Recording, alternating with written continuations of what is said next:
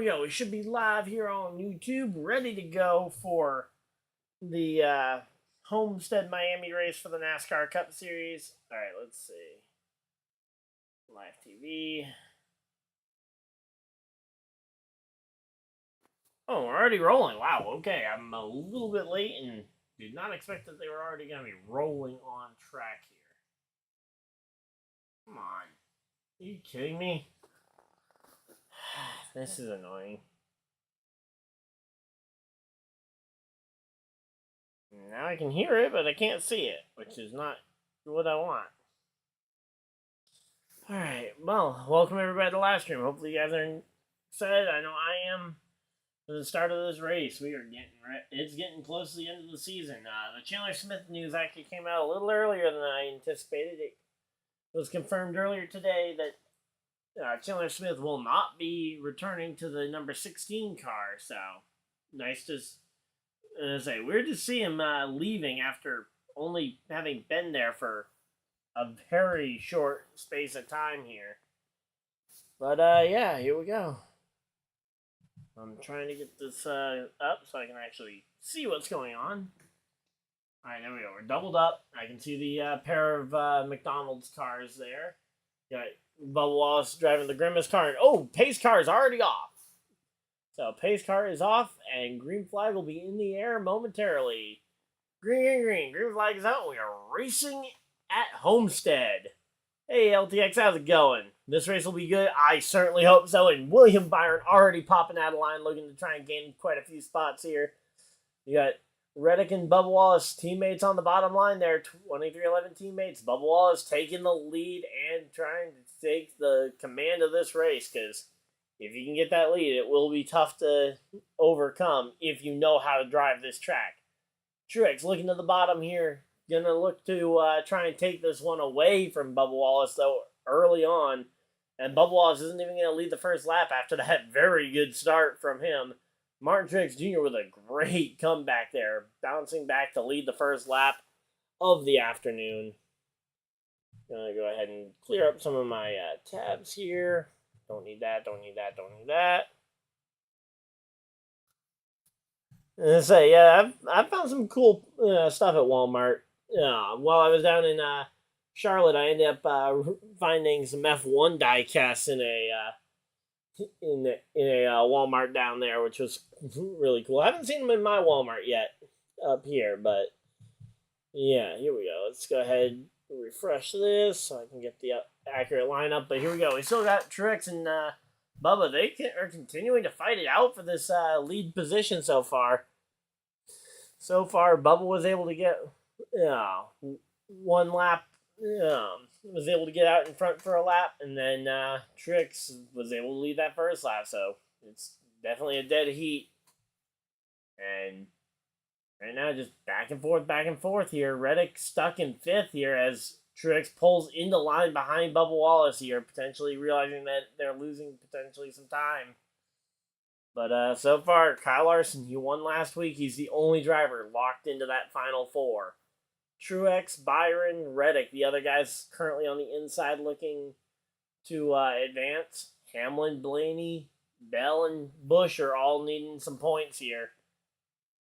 Busch are probably needing a win at either this track or Martinsville next week to pull that one off.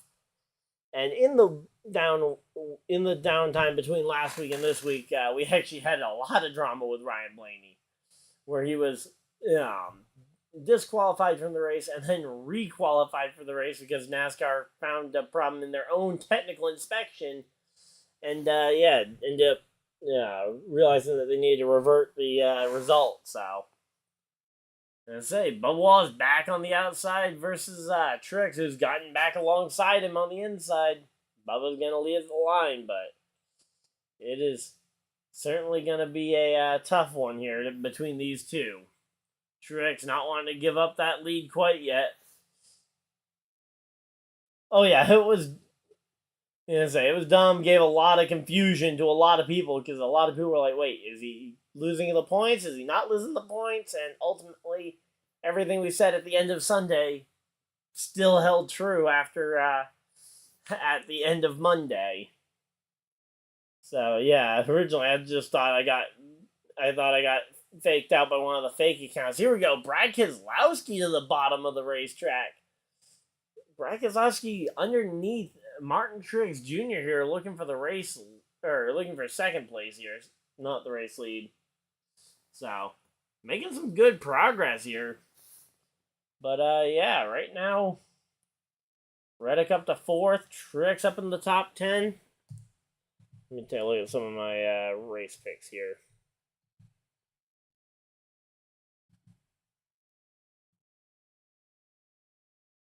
So yeah.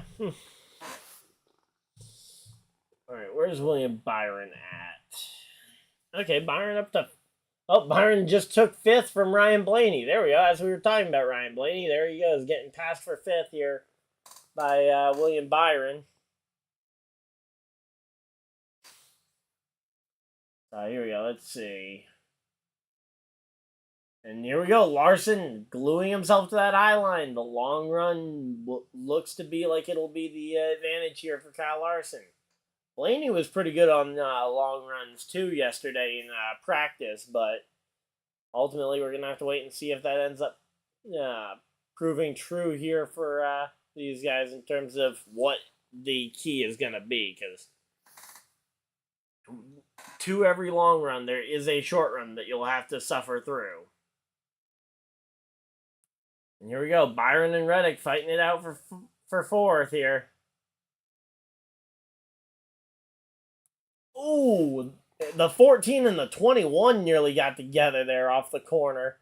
The 4 car underneath them, making it 3 wide there. And hey, Kyle Busch and Mike McDowell both in the top 15. Nice to see them. 12th for Kyle and 13th for Michael McDowell. Not bad. Chase Elliott struggling in 19th here. And he really had just a bad weekend so far. So we'll have to wait and see if any of his teammates can help him figure out how to get up to the front of the field. But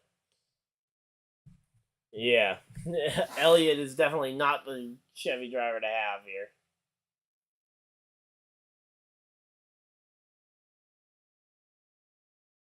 Alright, so here we go. Let's see. We got Truex and Keselowski. It's kind of leading down the field. Austin Dillon was a bit of a surprise in qualifying. I did not anticipate Austin Dillon qualifying as well as he did. And he qualified up inside, what was it, 4th or 5th here? Qualified 6th for Austin Dillon. So he qualified all the way up in 6th. He's currently dropped 3 spots to 9th, but that honestly, compared to how his season had been going, he is doing amazing. So here we go. And Martin Truex Jr. dives it way up the inside, gets clear, and gets out in front of Bubba Wallace this time as William Byron continuing to start looming here. William Byron, or you think Hamlin will win the championship? I think it's going to be tough, especially considering at Phoenix he looked maybe top 10 at Phoenix in the spring versus Hamlin versus Larson and Byron, who both looked absolutely stellar at the Phoenix Raceway in May. I think it's going to be tough for Hamlin to win the title this year. Now, and that's not even factoring in the fact that he's only 8 points above the cut line right now to his teammate Christopher Bell, who's pulled off the win in this round last year to get himself into the Final Four. So there's certainly no guarantee that Hamlin's even going to be a part of that Final Four here. But yeah, there we go. Keselowski going on by Bubba Wallace here for 2nd place on track as the NASCAR Cup Series guys go to their first commercial break of the afternoon. So yeah, here we go. Settling in for the day. Hopefully you guys are enjoying it. If you guys are, hit the like button and subscribe if you guys are new so you guys don't miss any future videos or live streams. So we've been doing these streams all season long, and we're going to keep doing them. Championship week, that's going to be some fun times. So also going to pull up the NFL scores because we actually have games going on that we can talk about. So all right. Colts Browns is at halftime. That's the game I care about.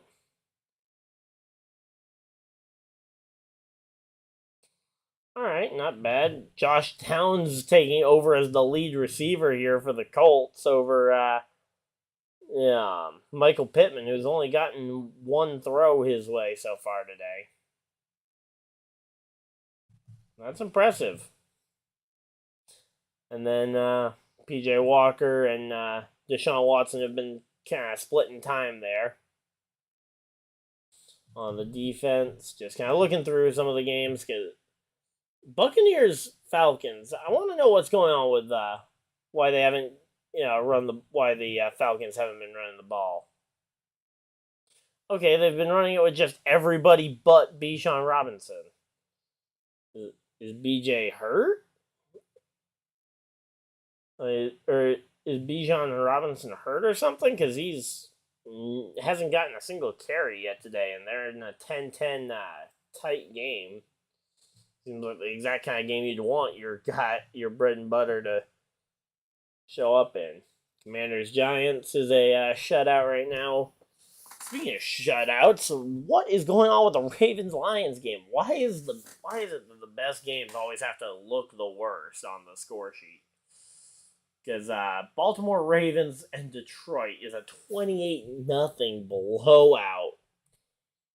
I mean, I thought the Lions would look a little better here. Come on. But no, rushing TDs from Lamar and Gus the Bus, and 2 throwing touchdowns for Lamar. So, not bad. So, alright. So, yeah, those are the NFL score updates real quick of the games that are going on right now. The game in my area, if I were watching, would be Bills-Patriots, which, hey, Bills finally learned how to throw a touchdown. And then you got Bears leading 14-3, and those are all the active games right now. But, yeah, there we go. We're finally getting back to, from commercial break, which means we'll get to see the on-track action again for the first time in like 5-10 laps here.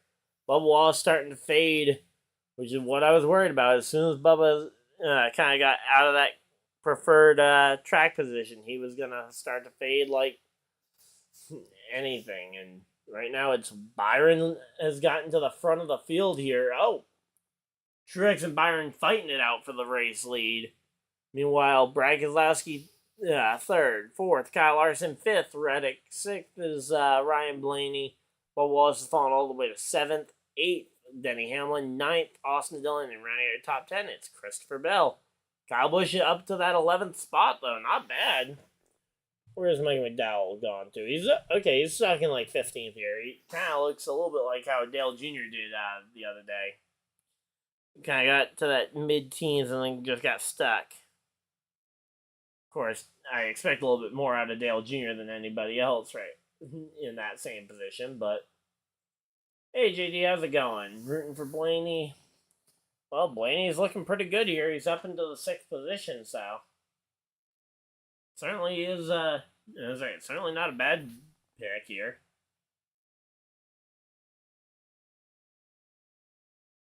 So here we go. Let's see.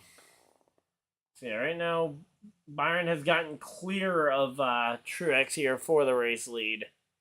And yeah, they're all just kind of starting to settle in to their positions for now.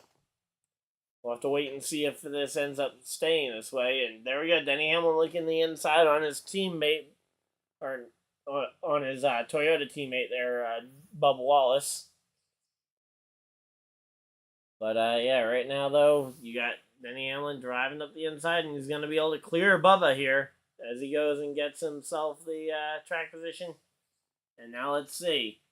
You got Brad Keselowski going the inside on Martin Truex Jr. Truex starting to slide a little further back here.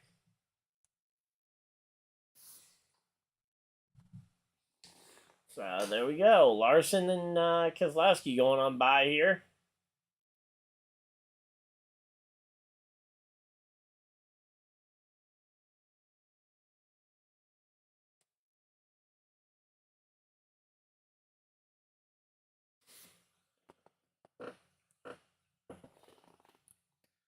Buescher's in 27th? Are you kidding me?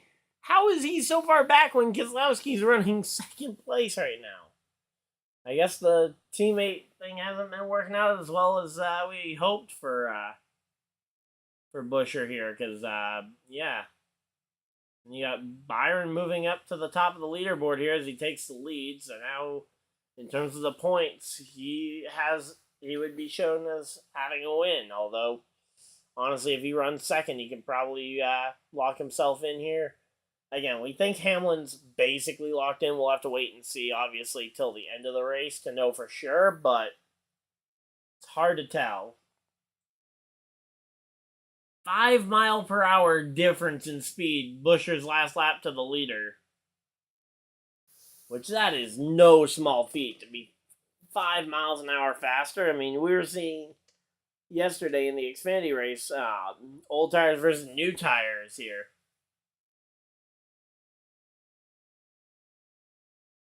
Do you think NASCAR will check the shock length on Ryan Blaney again? I don't know. I think that they will, because I think now that they've found the issue, I don't anticipate that kind of issue being something that NASCAR would take time to fix. Because, I mean, honestly, are they gonna, if they wouldn't say, I don't know what it is about Blaney's car or whatever that caused that one to be the only one to trip up the post-race inspection. But if other teams knew about it, how's NASCAR cheating for Denny Hamlin? I mean, Denny Hamlin's looking like he might lock in because he's been consistent all year long. Especially in these playoffs, he's been very good here. I'm not sure I would call that cheating, although, why are we back under a commercial break anyway? I just realized. Got another commercial break here.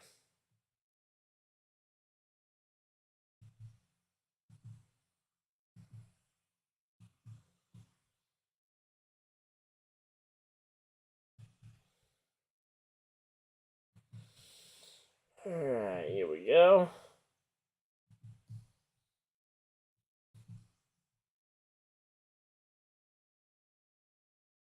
So yeah, no real updates over in the NFL. Colts Browns is still at halftime. Come on. Oh, there we go. Let's go ahead and refresh this and see if there's anything else going on. Patriots extending their lead over the Bills. That's a game I don't think anyone expected to go that way. Bears winning today might hurt them in terms of trying to replace their quarterback, but honestly, I don't think the quarterback's the problem, so. Lions going to be trying to score a field goal here or a touchdown. Not sure if they're going to go for it. 4th and goal for the Lions. But yeah, not much else going on here. I mean, the Falcons are in the red zone against Tampa Bay.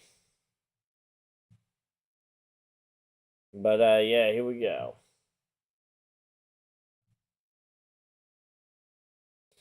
Mike Evans has caught 4 passes for 71 yards. That's actually pretty good for him doing that. So.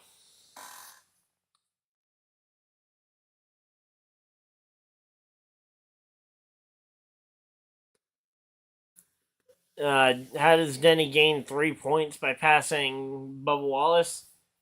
It's possible that whoever he passed. Well, first off, he passed a car, but it's also possible that whoever he was battling with for the cut line also lost a position. Like, he was being compared to Reddick. Reddick lost a spot or two as well around that same point. So that's how Denny can gain multiple points there by only passing one car. It's also how a guy running in second place. Oh, and we got pit stops. Kyle Busch coming down for his first stop of the day, driving the 3-Chi machine here. So him, Ryan Preece, those first 2 pit stops there. 10.0 for Busch. Ryan Preece at 10.1 here. Austin Dillon coming down pit road. I'm expecting we're about to see a few other guys come to pit road based on the way that the leaderboard is shaking up here. And here we go. Yeah, let's see. Austin Dillon, Chase Elliott, Michael McDowell, Alex Bowman, Briscoe, Haley, Gilliland, Nemechek, all coming to pit road here.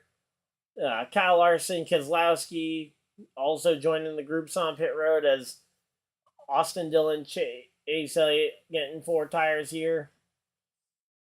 You got Reddick on pit road grabbing his 4 tires. Or, sorry, that was Briscoe grabbing his 4 tires. You got Truex, Blaney, Chastain here coming down pit road. So, right now, Reddick's staying out to try and take the lead. So, yeah, now the points as they run will be completely shuffled up for right now because we got people all over the place here. But, oh wait, no.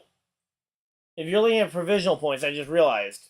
Yeah, the provisional points are factoring in that he finishes ahead of that guy for stage 1, 2, and 3. So since that position's inside the top 10, it would be 1 point in stage 1, 1 point in stage 2, and 1 point in the race. That's what happened and how positions are worth 3 points right now. It'll stop moving as much when we get into that third stage once you kind of have those mid-race points awarded. That's how. But yeah, here we go. Christopher Bell to pit road, Allmendinger, Stenhouse, Busher, Newman, Balicki, and Reddick all on pit road here. So far, Hamlin, Logano, Jones, Ty Dillon looking like the 4 guys who have stayed out to this point. Let's see, it seems like we're behind, but I don't know how to get any further ahead here, so. Brad Keselowski going to be cycling to the lead. That's going to be big here. Tyler Reddick finally coming to pit road here. Let's see what those fresh tires can potentially do for him. And give it a little bit of time here to adjust. Then I'll go ahead and put up the race poll as we like to do here.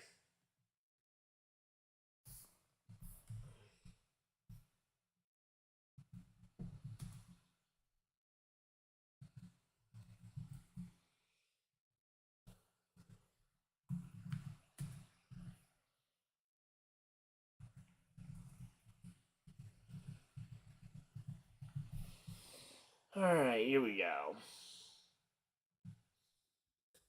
And let's see. So we're going to wait until they cycle all the way around so I know exactly who the top few are going to be. Hey, Alessandro, how's it going?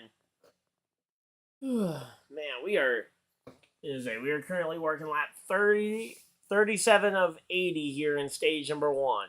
37 of 80 here in stage 1. Let me go ahead and see if I can get a little bit.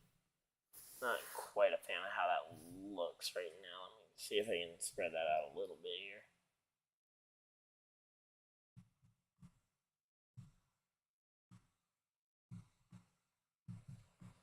There we go. Get a little bit more blank space there.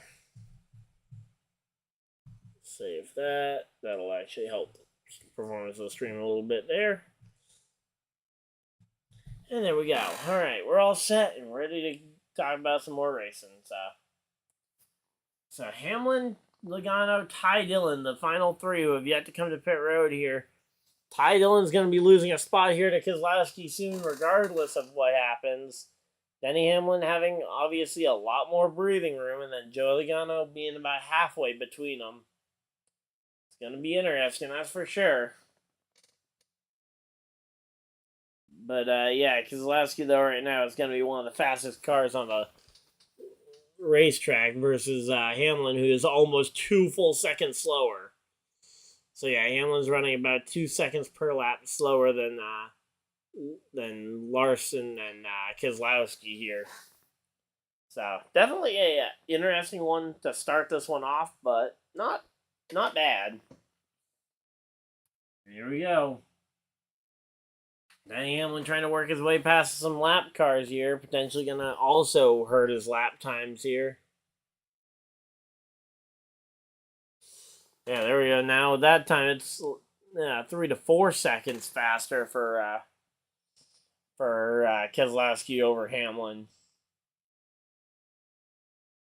But yeah, here we go. Let's see what Denny Hamlin and Logano are gonna do here, because I don't know what the plan is here. Denny Hamlin coming to pit road. Denny Hamlin splitting the stage right in half as they come to lap 40, start at 41 here.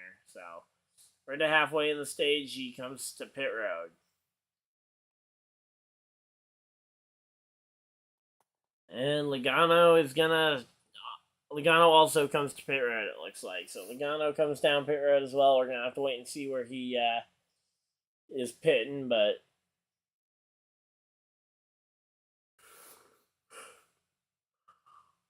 all right, here goes Logano just getting to his pit stall. Ty Dillon also following them down pit road as they go for the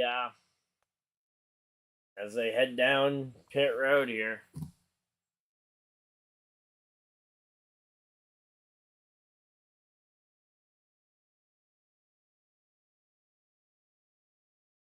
All right, here we go. So Keselowski, Larson, they're getting ready to start putting some laps down here, and let's see.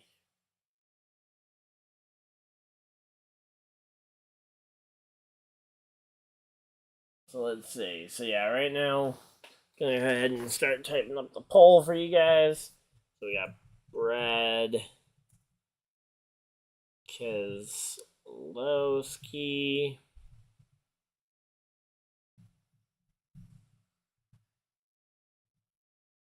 Brad Keselowski, we got Kyle Larson in the top 3.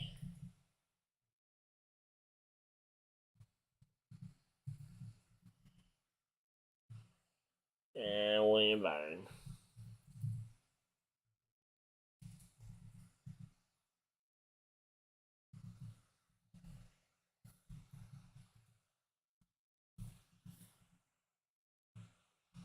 And other. There we go. Alright, there's your poll for stage 1. Go ahead and let me know who you guys think wins stage number 1 here. Do you guys think it's going to be Kyle Larson? Do you think William Byron can get it done? Do you guys think Keselowski? Do you guys think someone from further back, one of those guys, maybe like Reddick or Hamlin, who decided to pit a little bit later on, maybe makes the right call here to end up winning the stage? We'll have to wait and see. So Keselowski about 1.1 seconds ahead of Brad Keselowski. Keselowski looking like he might even have the better car of the two of them for right now, at least. Here we go. So your opinion for today, Blaney. So you're thinking Blaney's the favorite to win today over Logano and Hamlin? I think you're missing some of the key players here. I mean, I think Larson, I think Reddick are two invaluable guys to have. I mean, they are so good at this specific racetrack. It's hard to count them out here. But, yeah, so here we go. We got one vote for each of the named people on the contest. There we go. Nice job. So, Keselowski, Larson, and Byron each have one vote. So, curious to see if we think anybody else is going to get this one.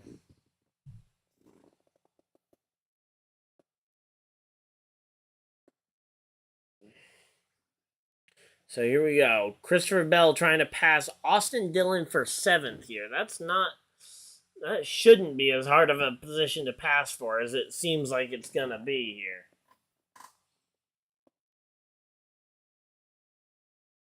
All right, here we go.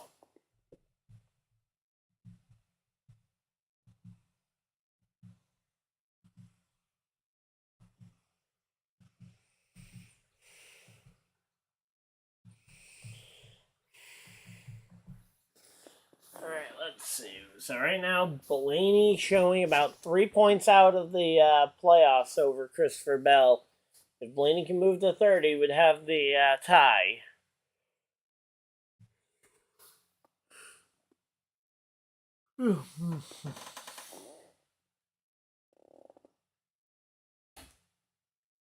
Alright, here we go. Let's see. So Bubba Wallace has dropped to 11th here. Denny Hamlin re-enters the top 10 as they get ready to go to commercial break yet again. I'm going to go use the bathroom real quick, and I will be right back, guys. So don't go anywhere.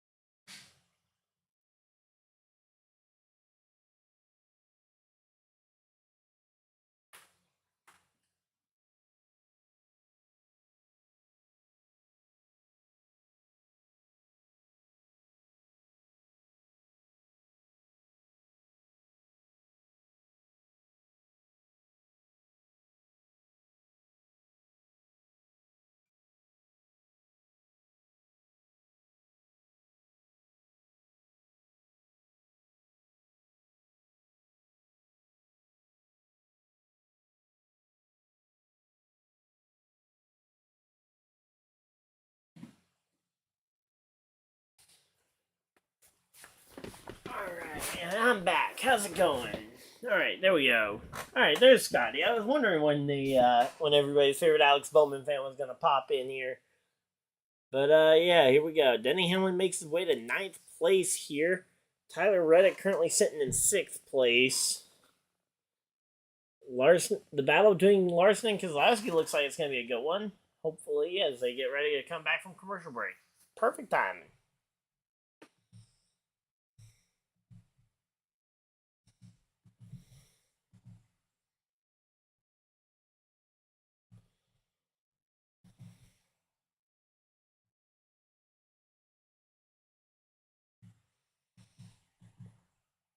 Alright, here we go. Oh, there we go. Side by side. Larson on the inside here on Brad Keselowski here. Let's go. So, Brad Keselowski's got Larson up the inside. I'm kind of surprised to say. Keselowski doing a good job of blocking that high line, making sure Larson can't go to that top side here. But here we go. Kyle Larson to the lead here. Takes it, and he is going to start to run away with the race here. Or at least going to attempt to. What place is Alex Bowman? Let's see. Bowman currently sits in 30th place. Last car on lead lap. So Kyle Larson's about to come up and lap his teammate, it looks like. We'll have to wait and see. But yeah, this battle for the lead might actually be the thing to help Alex Bowman stay on that lead lap for the first stage. But it's going to be a tough ask to go that far.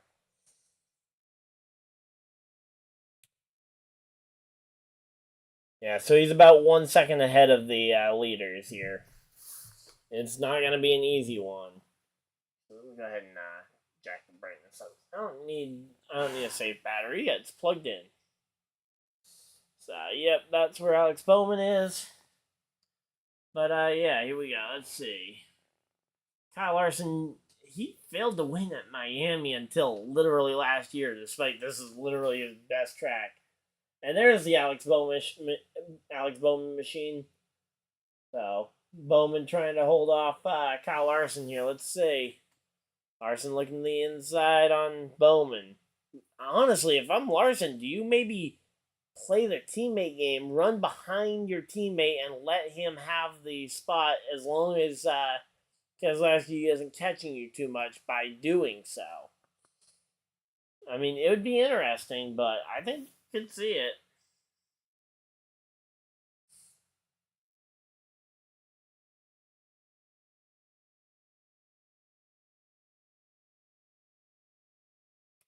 So here we go. Let's see. So right now, though, Keselowski, he's 3/4 of a second out of first place here. But a lot of these guys making some good runs. Honestly, I'm actually a little bit surprised. Let's look at that. We're going to take a moment away from this battle for the lead here as Larson goes and officially laps Alex Bowman. I'm going to go ahead and just highlight a couple of these guys from 11th to 15th. First off, Bubba Wallace falling back from his good starting spot. Not overly surprising. AJ Allmendinger and Ty Gibbs. These are two guys who were so close to making the playoffs in the regular season. Both missed out on the playoffs by this much, and now they're both running 12th and 13th here. Kyle Busch, we kind of expect to be up a little higher than this, but being 14th isn't terrible. But then Corey LaJoie in the 7 car is running fantastic there in the number 7 car, running 15th. So it's definitely interesting.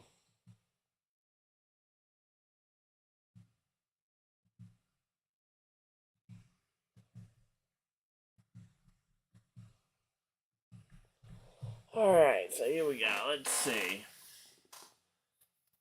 Let's say Kevin Harvick coming up here to try and pass Alex Bowman here. So, but the Budweiser machine is back for Kevin Harvick here.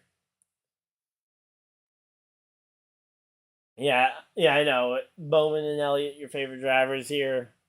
Let's see. Where's Elliott at for you? Chase Elliott's currently running 20th right now, so at least he's not right in front of the leaders, waiting to get lapped. But yeah, here we go. But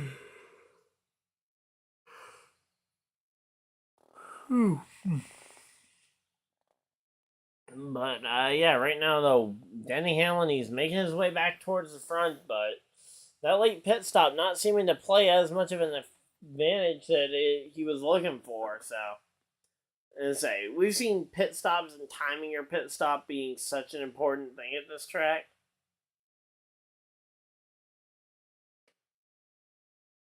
But yeah, here we go.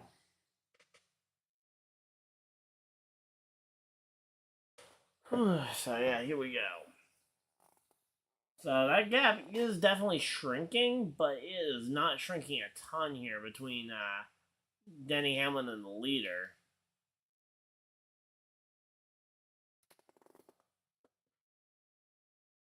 So Byron looking to make a pass here on Ryan Blaney for third here. Let's see.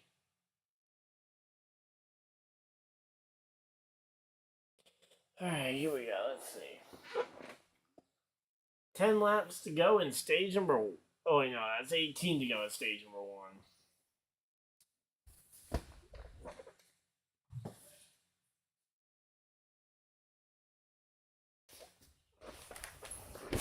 Alright, here we go.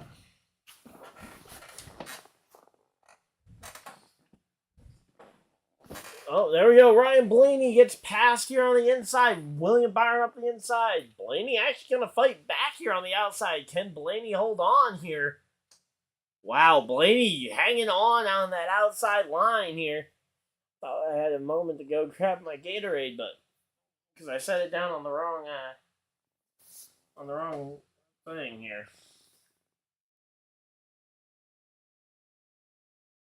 So yeah, here we go. And Blaney hangs on.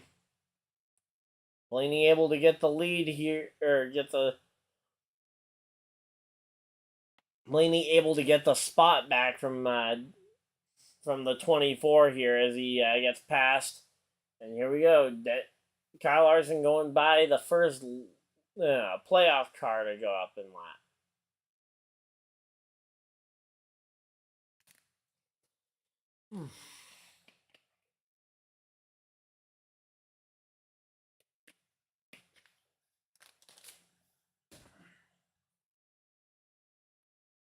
Alright, so here we go. Thank you guys, by the way, for everybody that's tuned into the stream so far. We're building something here, getting ready for the end of the getting ready for the end of the season. As I mentioned on yesterday's stream, if you guys go ahead and follow me on Twitter and Facebook, I will probably be putting out some ideas of some off-season content, what you guys might like to see. Fill the time where we aren't gonna have on-track action every single week. Got a few ideas of some stuff I'm interested in trying out, but I want to make sure that you guys are interested in the kind of content we're doing as well. So those two avenues, along with the YouTube community page, are some great places to check out when and if I do post over there. Great ways to try and keep up on what's going on. But yeah, here we go. Let's see. We got 13 to go. 13 laps remaining here in stage number 1. And Kyle Larson's built a 2.5 second lead. Are you kidding me? Come on. Larson's just stinking up the show here. Let's go. But Denny Hamlin up into 8th place. Where's Kyle Busch at? Kyle Busch in 17th. Are you kidding me? No idea what happened to Kyle Busch, but man, he is 17th here.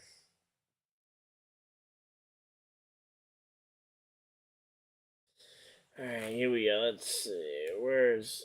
Okay, Elliott's still in 22nd. Michael McDowell, he's about to go a lap down. Hopefully, Michael McDowell can stay on lead lap here before for the end of the stages. We got about 11 laps to go here in stage number 1. Alright, here we go.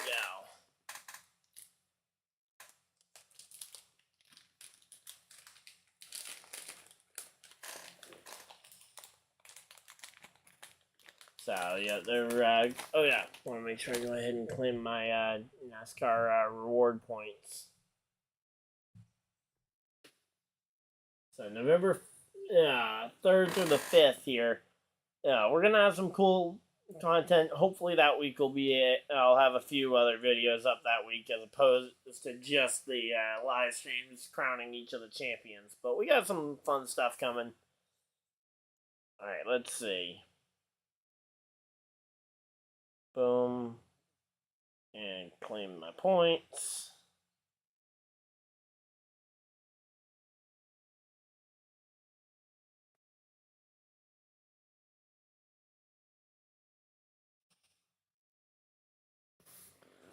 Alright, here we go. Let's see. Yeah, Kyle Busch just trying to hang on. Okay, where's... Come on, Michael McDowell. He's got to be able to hang on here. Come on. He's down to 27th place. He's the second to last car on the lead lap here.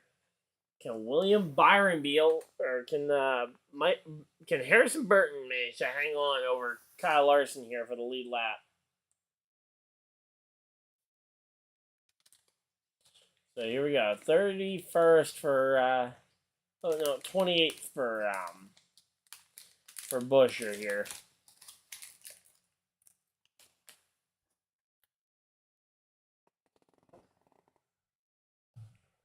Alright, here we go. So we've got ourselves, we're inside the final 10 laps of the race, or of the first stage, I mean, but man.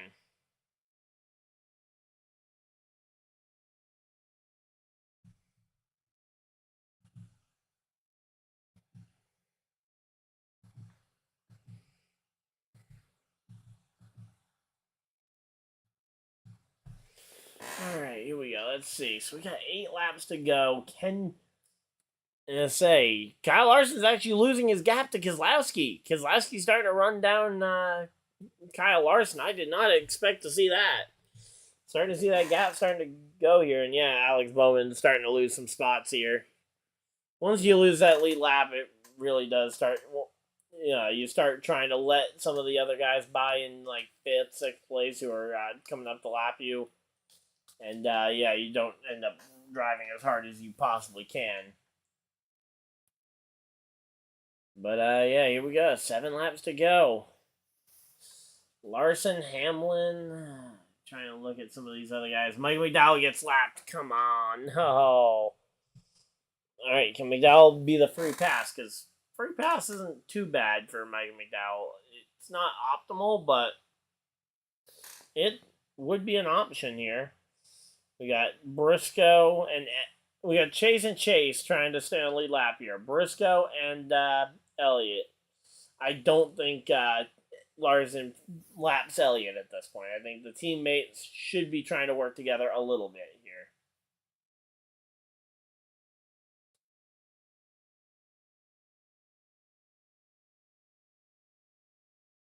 So there we go. Denny Hamlin up into 6th place here. And now he's going to be looking for 5th on Truex here before the end of this first stage.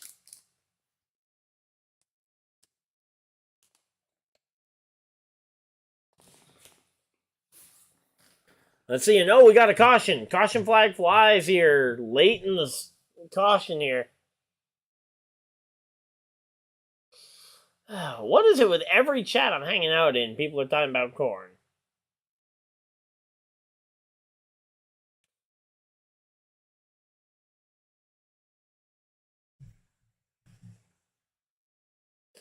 But, here we go. We got 4 laps to go, and there's a caution flag for something. I'm just waiting to see what it is. And, it's Stenhouse. Stenhouse around in the Vitamin Water Chevrolet.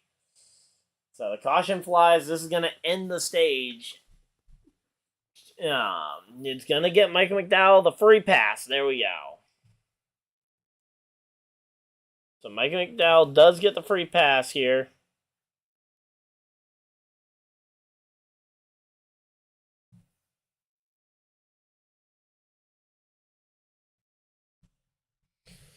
Alright, so here we go. So, yep, the caution flag flies, and this is probably going to end stage number 1 here. have to wait and see because they might try and rush it, but I don't anticipate them getting this thing back green. And I say we'll have to wait and see for sure. But Kyle Larson, Brad Keselowski, Ryan Blaney, Byron, and Truex looks like they're gonna hang on for their respective stage points. Then you got Denny Hamlin, Reddick, Austin Dillon, Bell, Gibbs being the final playoff spot, final point here in the in stage 1. AJ Allmendinger and Chastain, the first couple of guys missing out. Who's the first playoff driver to miss out on points? Oh, the only playoff driver not in the top 10 right now is Chris Buescher in 27th. Wow, I thought there might be someone else. Oh, there we go. The Falcons are up 13 to 10 here. 21-6 for the Bears over the Raiders. Colts starting to lose a bit here to the Browns. The Commanders finally get on the board there. Giants backed up to their own 29-yard line here. Fourth and 2 here. Then you've got the Lions, who are getting their butts killed by the Baltimore Ravens here. 35-0. I mean, come on. Even the Colts were able to beat the Ravens. Come on. And then Bills Patriots is actually looking halfway decent. I got to see what's going on in that game, because how on earth is this game good? Okay. James Cook caught the only touchdown of the day so far.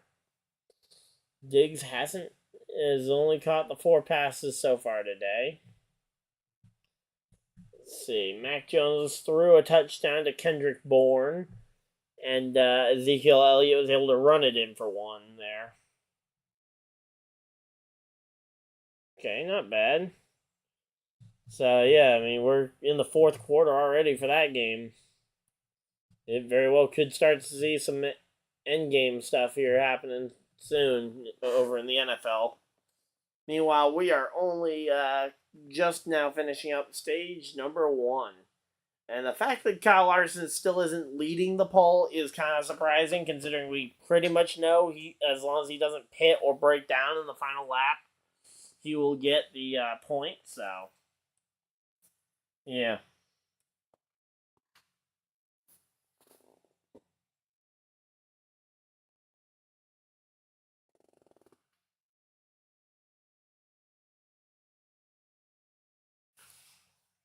So, Kyle Larson last week, he got the win.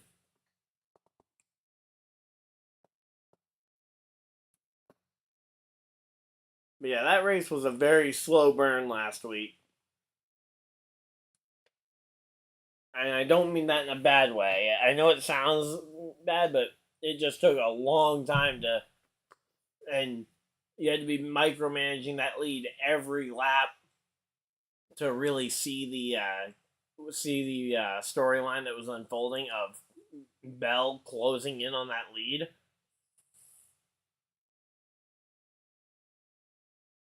And here we go. Kyle Larson gonna collect the stage win here. We're gonna have to wait and see, but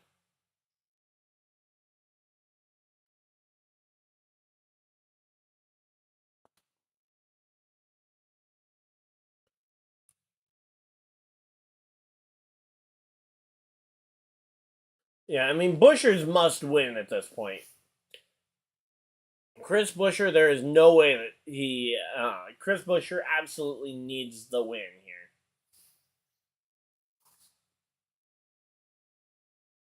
But, yeah. Now, the problem for a lot of these playoff guys, I'll name drop Ryan Blaney here because coming into this week was the big one here. Yeah, I can't show the race for obvious copyright reasons, but as I say, we're still talking about the race. And hey, if you don't like it, go ahead, go watch it on NBC. It's on Network NBC today, so. But yeah, the rest of us are all just hanging out here. So coming into today, though, Blaney was 17 points down. So I mean, even though he's running well, I mean, he's not gaining as many points as he could theoretically because there's a lot of people stacked right behind him. Like he earned quite a few points. Problem is, everybody else was also gaining points. So. Yep, here we go. And coming down pit road, it's not, is it, everybody? Yeah, there we go. Larson coming down pit road and leading most of the lead lap cars. Yeah, it looks like everybody coming down pit road here. Larson, Truex, Blaney, and Byron, the front four coming down pit road here. And Byron in his pit stall, currently getting those 4 tires changed. 9.3 seconds in the stall for Byron. Nice quick stop there. Blaney a little bit slower there. Larson with a 9.2 there. Blaney a 10.9 there. A little bit slower for Blaney. Hopefully he doesn't lose a ton of spots on that one. Truex all the way down at the end of pit road here. Nice quick stop, but not much there. Keselowski holding serve on pit road. Byron and Truex both gaining a spot. Blaney losing 2. But yeah, here we go. So, continuing, as I say, the race is continuing here, and we are getting ready to go. I'm curious to see how this all ends up playing out when we cycle all around here.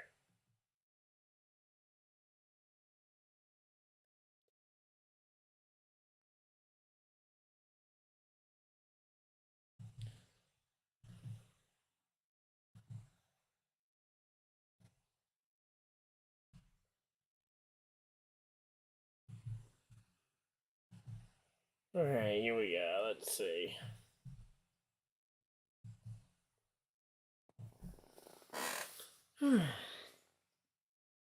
So yeah, right now though, we're just kind of waiting for the restart. It's 85 laps here in stage number 2, so 5 laps longer here in stage 2 compared to what stage 1 brought, but oh yeah, I'm aware. It's a late... Wait, is it really a 10 p.m. start? I thought it was a 9 p.m. start for trucks. Honestly, yeah, 10 p.m. Eastern start will be here. Yeah, I knew it was going to be a late night, but man, that is going to be... So yeah, I'm going to be probably sleeping before that race so I can just stay up and get ready for work. Because that's going to be a late race. Good thing is the truck race is only 150 miles, so... But yeah, we'll be here and watching this one, so... Yeah, let's see.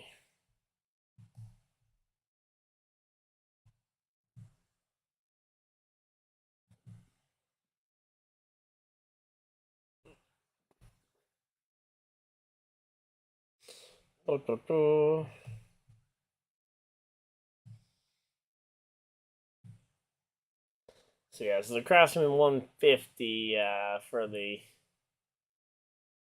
Craftsman Truck Series is that yeah, it's 150 laps, 150 miles. Okay, wanted to make sure it wasn't like 150 kilometers, which would be an even shorter race than what I thought it would be. But no, it's 150 laps, 150 miles in the desert. But yeah, that's gonna be a late one. But I'll be here. I'll be bringing it to you guys. As Eagles and Dolphins getting ready to go for their game on Sunday night tonight. Some other pretty good games going on, but oh yeah, I forgot to end the poll. There we go. There we go. So there we go. The stage 1 poll is done. Somehow Kyle Larson wasn't the solo winner of that poll, but hey, you know what?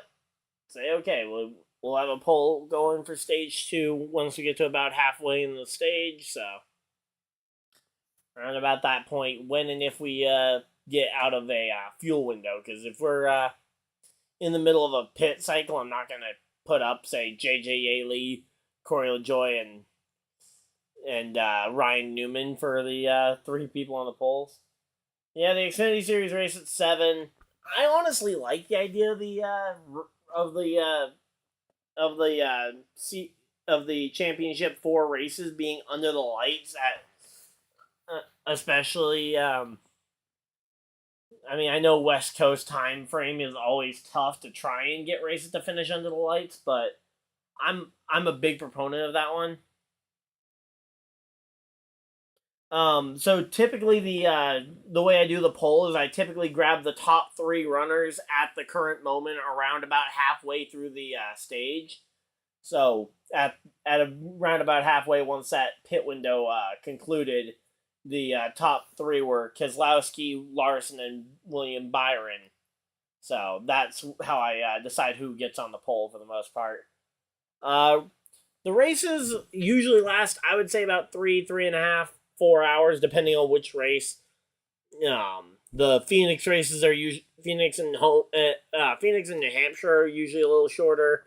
The 1.5 usually are probably about that 3.5 hour length. So, we're we're coming up on the 1 hour mark of the race. So, it's definitely a long one, but we've had a pretty good shuffling of the lead. I mean, 9 lead changes among 7 leaders so far in the race. An average of a lead change about every 10 laps or so. I mean, that's not bad. That's actually pretty good pacing compared to most of our NASCAR races where one guy takes off and leads for 2.5 hours. So a lot of rubber buildup apparently for Brad Keselowski as they get settled back in here. Kyle Larson settling into the pole position as he gets ready to lead this field to green. Keselowski in the build submarine car on the inside. Pace car diving for cover here as they get ready to go back racing, and it is green flag, green. And Larson is away with the lead. So Kyle Larson going to try and see if he can get in front of Keselowski. Keselowski going to be able to maintain the battle on the inside here. Larson even potentially going to lose the lead. No, he's going to stay just on the outside here as they go through 2. I thought Larson might cycle down to the bottom in behind Keselowski and wait for a mistake. But no, Keselowski and Larson continuing to battle side by side here into 3. And the number 19 up the racetrack a little bit there underneath William Byron. I thought he was about to clear him out there, but no, they managed to keep that one going, and Kyle Larson able to clear for the race lead as they complete the first lap after the green flag comes back out here. So Larson out in front. You got Keselowski right around the top, and you've got Larson's teammate William Byron right around the bottom of the racetrack in the corners. So a lot of different lines, a lot of different positions here. You got Chastain looking to try and make some spots here. Oh, Reddick getting loose there in the middle of the field there. Driving that number 45 Hamburglar car. And now he's the middle of 3 wide here. You got Chastain on the bottom, Reddick in the middle, and you've got Ryan Blaney up top. That is a very loose race car, though, and I would not want to be him in the middle of that. I think Reddick wisely backing it down so that he's only 2 wide here with Ryan Blaney, letting Chastain go. But, here we go. Let's see. So, Hamlin's not yet. Oh, wow, Hamlin's deep in the field. I didn't realize how far back he got put there on the restart. But, yeah, now... Oh, there we go. AJ Allmendinger looking to make a 3-wide move to the bottom of the racetrack here. Hard to tell who he's going 3 wide with because they went to picture-in-picture. But it looks like Hamlin on the outside of that 3 wide. Not sure who the car in the middle is. Maybe Corey LaJoie. Yeah, it looks like Corey LaJoie here. And now AJ Allmendinger taking another swing at it to the inside. Not going to be able to make it 3 wide here unless, wow, Hamlin just has no run through the middle of the corner, but off the corner. Hamlin's got just enough here, but Allmendinger continuing to hang out right in and around those other guys. So it's a pretty good battle here for the spot. You got Truex battling with Keselowski now for third. So those two fighting it out for third. Meanwhile, Larson and Byron are competing it out for first place here. And honestly, I just anticipate those two working together to pull away here.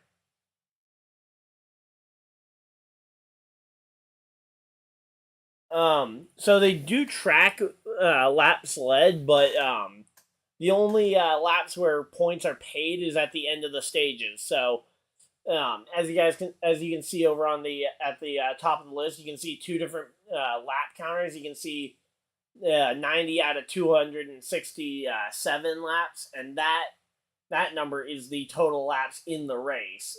So we're at lap 91 of the race in total here, but we're currently working lap 11 out of 85 here in the second stage. At the end of stages 1 and 2, they award points to the drivers who are inside the top 10. And prior to this round, they would be awarding a playoff point, but playoff points don't have any impact from here on in the season. So it's all about who can gain enough points to transfer to the final four at Phoenix in 2 weeks' time. But that battle for the lead though, William Byron just continuing to kind of run single file here. Here we go. Brad Keselowski closing right in on those front two. I didn't realize that was Keselowski there. I thought that was one of the Rick Ware cars or something. But no, Keselowski managing to stay close here on the back bumper of the 24 and the 5 here. Truex not too far behind, but he certainly isn't within striking distance like Keselowski is. If you see one mistake out of Byron, here, you could see Keselowski looking for a move here on the inside. But no, Keselowski going to just stay to that high side. Going to see if he can maybe make a run around the outside of Byron here. Off the corner. Not going to be able to make something happen here. Yeah, so just the winner matters at the end. You get 1 point per position pretty much for the way they score it. But if you win, you're locked into the next round. So your playoff drivers who are still in with a shot at the championship, you got Larson, Byron, Blaney, Truex, Tyler Reddick, Denny Hamlin, Christopher Bell, and Chase Briscoe. So those are your 8 playoff drivers. Larson won last week, so he's already punched his ticket to Phoenix. And then right now, Hamlin versus Blaney are fighting it out for the final spot in the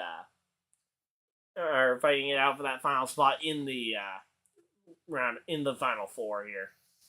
But if say Bell or Reddick were to go up here and win this race, they would automatically move themselves in and bump Hamlin out. But other than that, it's pretty much 1 point per position throughout the race. But yeah, so points are earned in stages 1, 2, and the end, but it's only on lap 80, what would that be, 165 and then 267. But yeah, for the most part, though, the end is the most valuable point in the race, because the stages, you can earn a maximum of 10 points per stage if you win the stage, versus the end of the race where you can earn 30, 35, 36, or you can earn like 35, 34 points or so for a top 5 finish. So, the end of the race is definitely the most important time. So, yeah, it's a little bit hard to understand. NASCAR, they've gone and changed the format so many times as well. So, yeah, it's 40 points for the lead of the race. But the bonus points on the stages is a way basically to make it that if you crash on the white flag lap, you aren't completely out of points for the entire day. Yeah, it's a way to try and reward people for running well throughout the race and make it that these middle parts of the race actually matter. Otherwise, you'd see most of these guys just putt around and wait for the first 200 laps of the race or whatever to actually start doing something, because you can kind of just wait for the final 67 laps or so to really start cracking down and trying.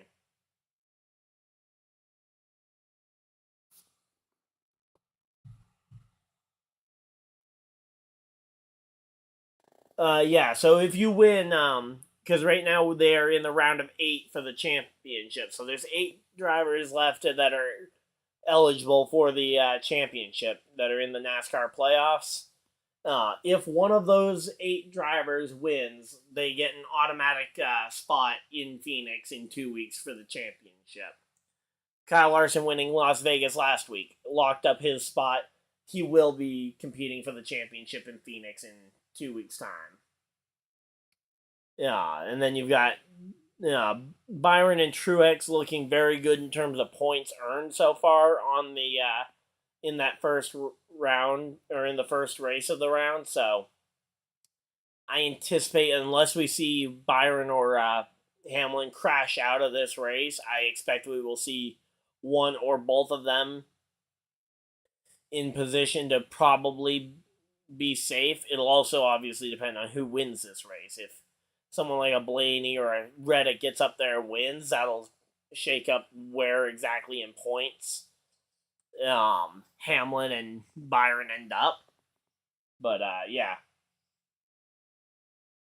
So after this race, we should have at least 2 people, I think, locked in. 2, maybe 3 drivers locked into Phoenix just because of the points and the potential for a win. So, because if we don't have a new winner, I think Byron and Hamlin could both potentially lock in on points. So, yeah, they're currently at commercial break though, so we're just kind of waiting for them to come back so I can actually see the field again, or the field of cars here.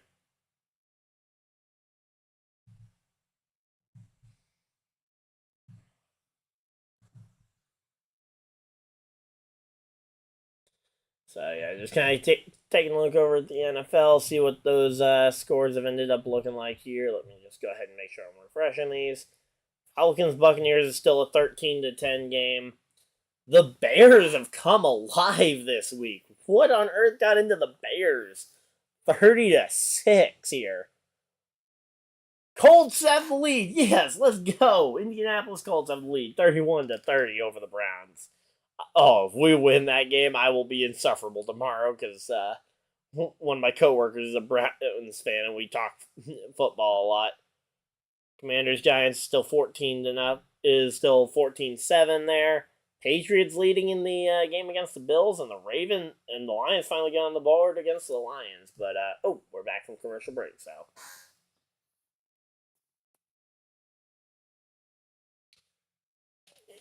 Yeah, Larson, I mean, contractually, he has sponsors that he's racing for. There's still obviously prize money that he's also out here racing for. Not to mention, if he's out there if he goes and gets the win, it potentially stops someone. Just for an example, if he wins, that potentially would stop someone like Ryan Blaney from winning, and Blaney being a threat at Phoenix.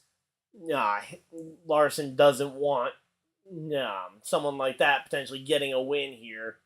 I mean, Blaney's average finish the last 3 races at Phoenix do realistically make him a threat if Blaney gets into position to go for that win. So, there's a few reasons why Larson's out here trying as hard as he is.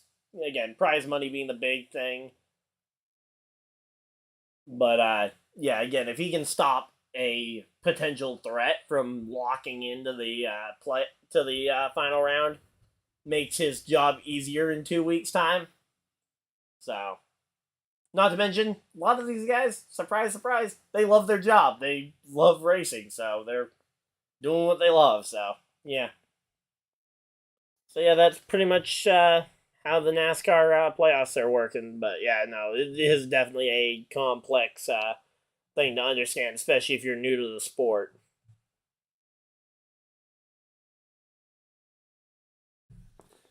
So, Christopher Bell currently, he's dropped a lot. I didn't realize Christopher Bell has been slipping. He's back in 18th place here. What's happened to Kyle Busch? Kyle Busch is back in 24th? Come on, what's up with my boy there? Come on, Kyle. Elliott's been stuck in 21st almost all night, or all day so far. Bubba Wallace has slipped to 14th here. Denny Hamlin only holding on to a 10th place finish right now. So yeah, some of these guys starting to really slip down the field here. All right, well, hey, always glad to have a new NASCAR fan in the chat. So yeah, I'm happy to help explain and welcome you to the sport, because yeah, this is one of my favorite sports of all time. In fact, it is my favorite sports league of all time. But yeah, it's gonna be a bummer when this season's over, because I've enjoyed this NASCAR season. It's not my favorite NASCAR season of all time. I still think 2017, I still think, is probably my favorite NASCAR season of all time, at least of the ones that I was alive to watch. I've heard about some really great seasons back in the 90s, but I wasn't alive back then. But 2011 probably would be a great year for me if I was if I was a fan of any other driver, but Carl Edwards losing the championship on a tiebreaker that year was a nightmare. But yeah, right now Keselowski out there looking for his first win as a driver owner here. He's still running second, about 1.2 seconds off the lead. But yeah, I'm hoping to be living much closer to a racetrack next year, because at the moment I'm like 3 hours away from the nearest NASCAR track, so it makes it a little tough to try and get to some of the races. Although I was at Charlotte both races this year, the Coke 600, and I was down there a couple weeks ago for the Charlotte Road Course race, where they set the round of 8 drivers. There we go, Reddick making the pass here on Chastain, so that's an extra point in Reddick's basket. He's currently 11 points outside the playoffs if they finish right where they are. But yeah, so right now Byron currently showing 25 points above the cut line here, and Hamlin's actually a lot lower on points than I thought he was. I thought Hamlin had a much better points gap. Was his points gap a lot lower coming into this race than I thought? Let me see. Oh yeah, coming into this race, I thought Hamlin had a much bigger points gap than he had, but no, he had a mediocre race at oh yeah, I was also probably thinking of the points after Blaney's DQ, not before, so yeah, no, it'll actually be tough for any of these guys to probably lock in on points today. But well, especially if they're all running up inside the top 5, top 10 here, but yeah, everybody kind of just settling in for their spots here. We are currently on lap 33 of 85. In about 10 laps or so is when I will start typing up the poll for stage 2 here. Kyle Busch still stuck in the mid-20s. Come on. Hopefully on the pit stop he can figure out what's wrong, because that is not the way we expect to see him running. Yeah, you can hear the cars. Yeah, they are loud, that's for sure, especially if you live close enough to the track. I used to live down in Florida, but not close enough to the track to hear the cars. But yeah, I lived kind of in between Daytona and Miami, so it would have been a great place if I was if I actually had gone to any races when I was younger, but I didn't start going to races till a lot later, so. Here we go, let's see. So, Kyle Larson coming down pit road, of course. As soon as we go to commercial break, we got guys coming down pit road. So, Larson is on pit road. He'll be getting 4 tires and fuel here. Meanwhile, you've got Keselowski and Truex cycling the lead. I'm assuming that means William Byron has also come to pit road. We'll have to wait and see, because I can't see the track because they went to a full screen commercial break. So, yay. So, yeah, that's the benefit of going to the races in person, though, is that you don't have to worry about the lackluster TV coverage. And trust me, at the Daytona 500 next year, I will be complaining once again about the TV coverage. But here we go. So, yeah, there we go. Larson on pit road, Blaney on pit road, Logano, Amarola, Bell, Buescher, Ty Dillon, and Ryan Newman all coming down pit road. Bell nails the stop in his pit box, doesn't overshoot it, which was, his pit crew almost lost him some of their tires, which that would have been a penalty, but luckily the guy was able to catch it. So there we go, and now we got the rest of the field coming down pit road pretty much. Keselowski, Truex, Reddick, Chastain, Allmendinger, LaJoy coming down pit road as well. Looks like Harvick, Bubba Wallace, and Hamlin so far are the guys who have not come down pit road. Elliott, Cindric, Kyle Busch, Suarez, Michael McDowell, the other drivers who have yet to come down pit road. So about 8 drivers so far that have yet to come down pit road. And only one playoff driver amongst them. So Eric Jones getting some fuel and tires there. Justin Haley as well coming down pit road. But why on earth would... we already saw Denny try this, where he stays out as long as humanly possible. I mean, maybe the 5 extra laps helps him balance it out a little bit better, but I mean, he lost so much time on track last time by not pitting with everybody else and getting those fresh tires sooner. I don't know what the benefit for Hamlin is to try this a second time. I mean, maybe just trying to get consistent data to know what he has to worry about later, but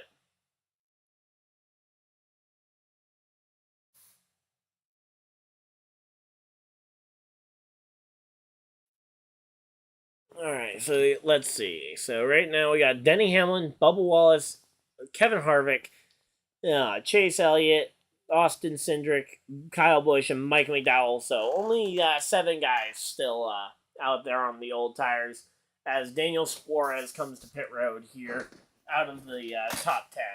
So right now, the big thing that a lot of these guys are potentially trying to bank on right now for the guys that have stayed out is they're hoping for a caution flag as they currently have a decent chunk of the field lapped. Because that way they can get their fresh tires, bunch the entire field up, and potentially pass a ton of cars. We saw it yesterday in the Xfinity Series race. Who was it? It was Derek Kraus. We had a caution with like 10 to go in stage 2 in the Xfinity Series race yesterday. He ended up coming for 4 tires, and he was one of the only 2 cars to actually come and take the 2 tires with like 10 to go, because everybody else needed to save their tires for the end of the race. He goes out there, gets his first career stage win on the year, not running for points, but hey, you know what? It was a good thing. It's always a good feeling to go out there and be able to say, "Yep, I won something."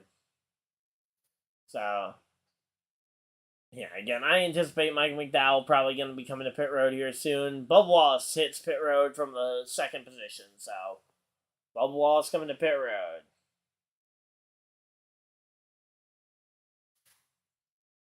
Alright, so Bubba Wallace coming down pit road. Harrison Burton comes down pit road along with Ricky Stenhouse Jr., a couple of guys who've been a couple laps down most of the day, along with Bubba Wallace, who's been inside the top 10. So, no other playoff drivers following him down pit road here, though, late. At this point, I would say that you pretty much have to, you either have to make the decision now to pit, or you need to run another 10, 20 laps trying to hope for that caution.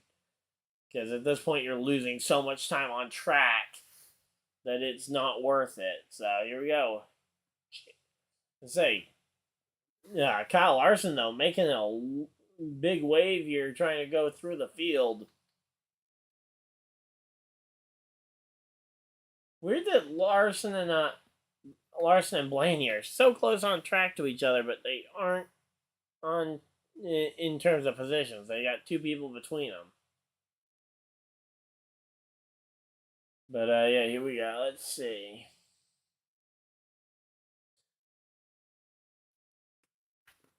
Yeah, there we go. Kevin Harvick on pit road along with Kyle Busch taking 2 tires there. Well, that's an option there. 2 tires for Kyle Busch. gets it done in 3.5 seconds. That's a lot less time he lost on pit road. He might be able to pull off some kind of strategy with that. I don't know. We'll have to wait and see what that kind of translates into, but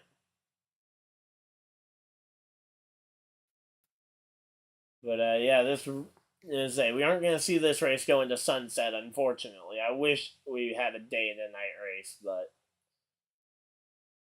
all right, there we go. Denny Hamlin comes down pit road from the race lead, and he is, I believe, the last car to need to do so. No, we got McDowell and Cindric who have yet to pit.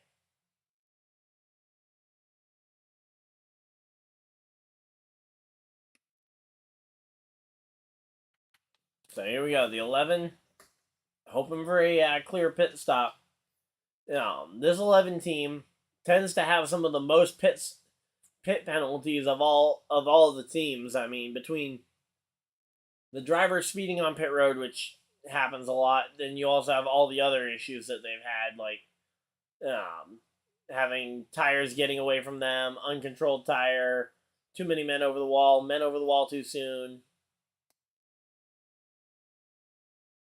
But yeah, here we go. So they're getting ready for commercial break now that we've gone and cycled the field, and I'm going to go ahead and start writing up the poll here for race number 2, or for stage number 2.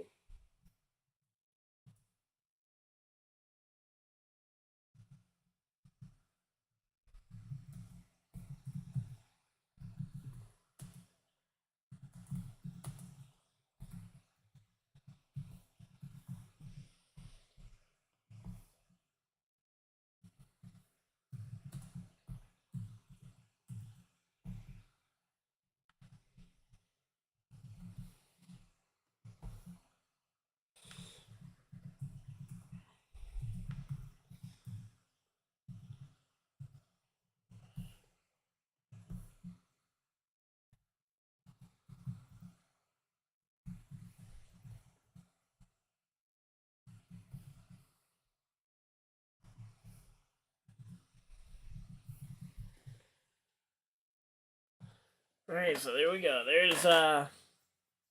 There's the poll for stage number 2. Who do we think can get stage number 2 victory? Larson, Blaney.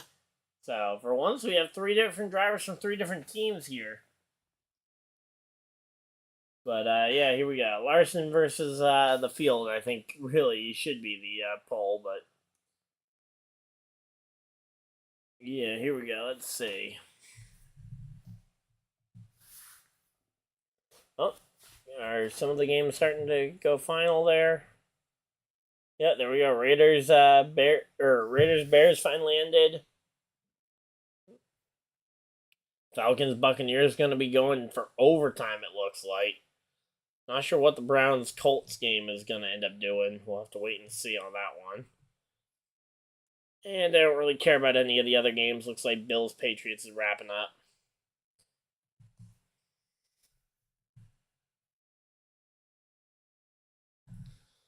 Alright, so here we go.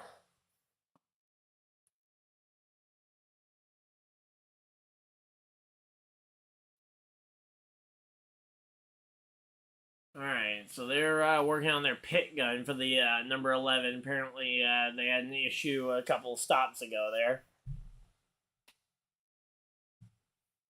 Alright, so let's see what we got.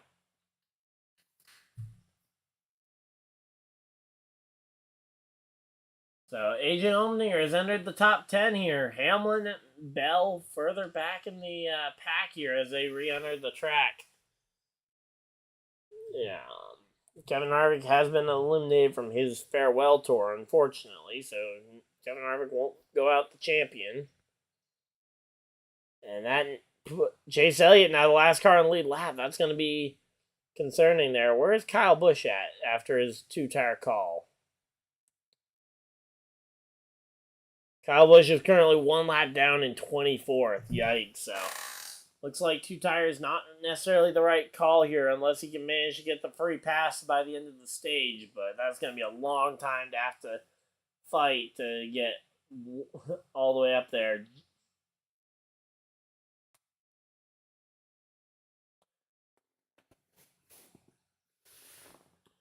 So there we go. Austin Dillon up into 8th place. Man, he's doing well, honestly, today. I normally am not the biggest supporter of him, but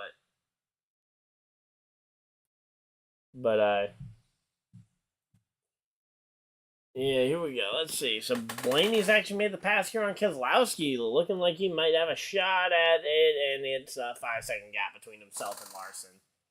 So I don't blame you guys if this pole is entirely Larson, but yeah. We do have other options on the pole, though, just in case you guys want to be different. But, oh, actually, the 5-second gap, and it's growing between Keselowski between Keselowski, Blaney, and the number 1 car there. So we're still waiting on an answer from AJ Allmendinger as to what they're going to do with him next year. Whether he'll run the Xfinity Series or the Cup Series full-time, or possibly a mix of both.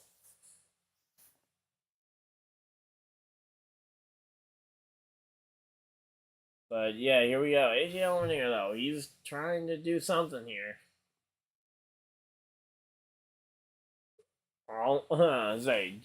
Joey Logano currently sits in the 11th spot. Let's see. They're going through the field, so they're just kind of going through talking about each and every driver on the track.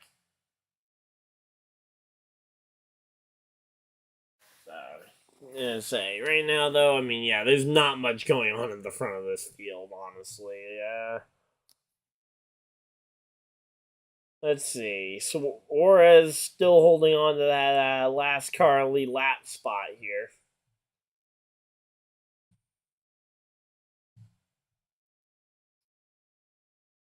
All right, Colt's got to get down the field here. Come on. I'm keeping an eye on that Colts game. Patriots put away the Bills there. The Ravens-Lions game mercifully ends for the Lions.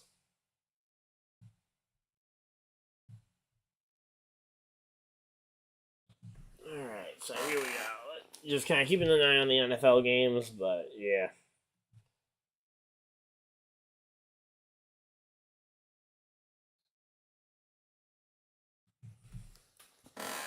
Alright, let's see. Amarola up into the top 15. We're still waiting to see what Amarola is going to do. He's kind of the big domino that we're waiting to see what happens. If he leaves, I think that could trigger a big chain reaction in the Cup Series in terms of who's going where in terms of the silly season. Most of the other seats are pretty well already figured out at this point. And, ooh, Kyle Larson just got a big taste of that wall, but he still holds a 5.5-second lead over Blaney. But how do you have a 5.5-second lead at this point? Again, like, he's just kind of running away from the field here. The caution for the stage will ultimately close it back up here, but yeah, right now Larson's just putting a whopping on the field here.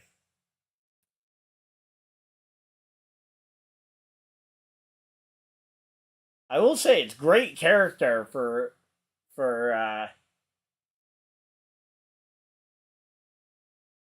yeah, I didn't say it's great character from Larson to see him running with this much intensity despite not having to do anything in the race. Byron up to 3rd place here as he goes by Keselowski as they go to commercial break. So going to commercial break, and we got ourselves a dominant race here.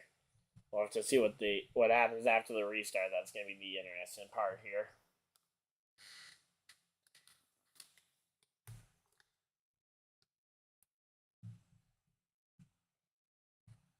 Oh, and the 4 o'clock games have kicked off. You got Cardinals, Seahawks, and Rams, Steelers that have gone and kicked off.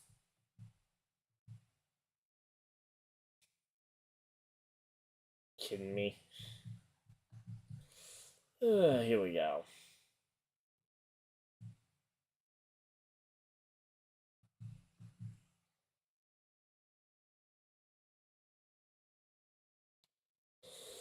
Let's see. What do we got for other games?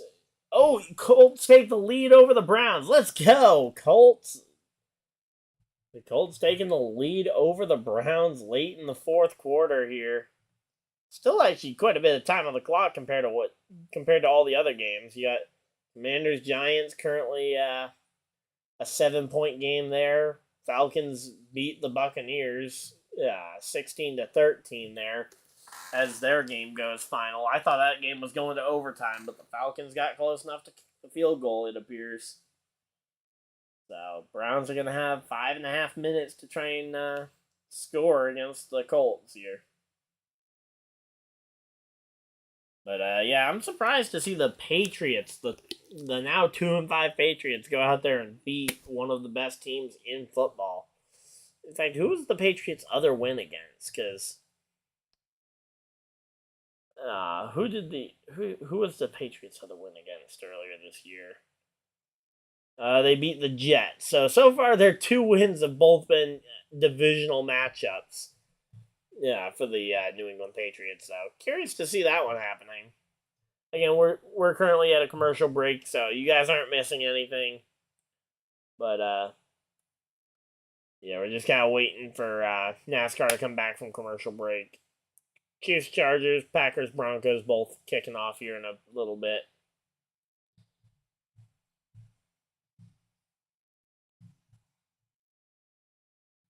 Alright, let's see. I say we're only 10 subscribers away from 2,400. Let's go! Let's go, man. I love it whenever we're close to hitting a new potential marks here. So pit stops is when they come in and get fuel and tires. So the drivers had to come in because they can't go the whole 85 laps on fuel and tires. So each of the drivers coming down at their own, picking their own chance to come down for the pit stops. If you're looking for something that's comparable to a timeout, that would be the caution flags, which come out whenever there's a crash on the track. The crash on the track would end up is what they go and slow down the field. They go and so they go and slow down the field. They line everybody up, give them a chance to come down pit road to fuel up. But yeah, for the most part, though, the pit stops, especially green flag stops, which is what we just had, is just them coming down for necessary fuel and tires to ensure that they don't run out. Because we saw it Watkins Glen a couple weeks ago, that was back in August. Wow. Hard to believe that was already a couple months ago at this point, but yeah, we saw Chase Elliott run out of gas on the track.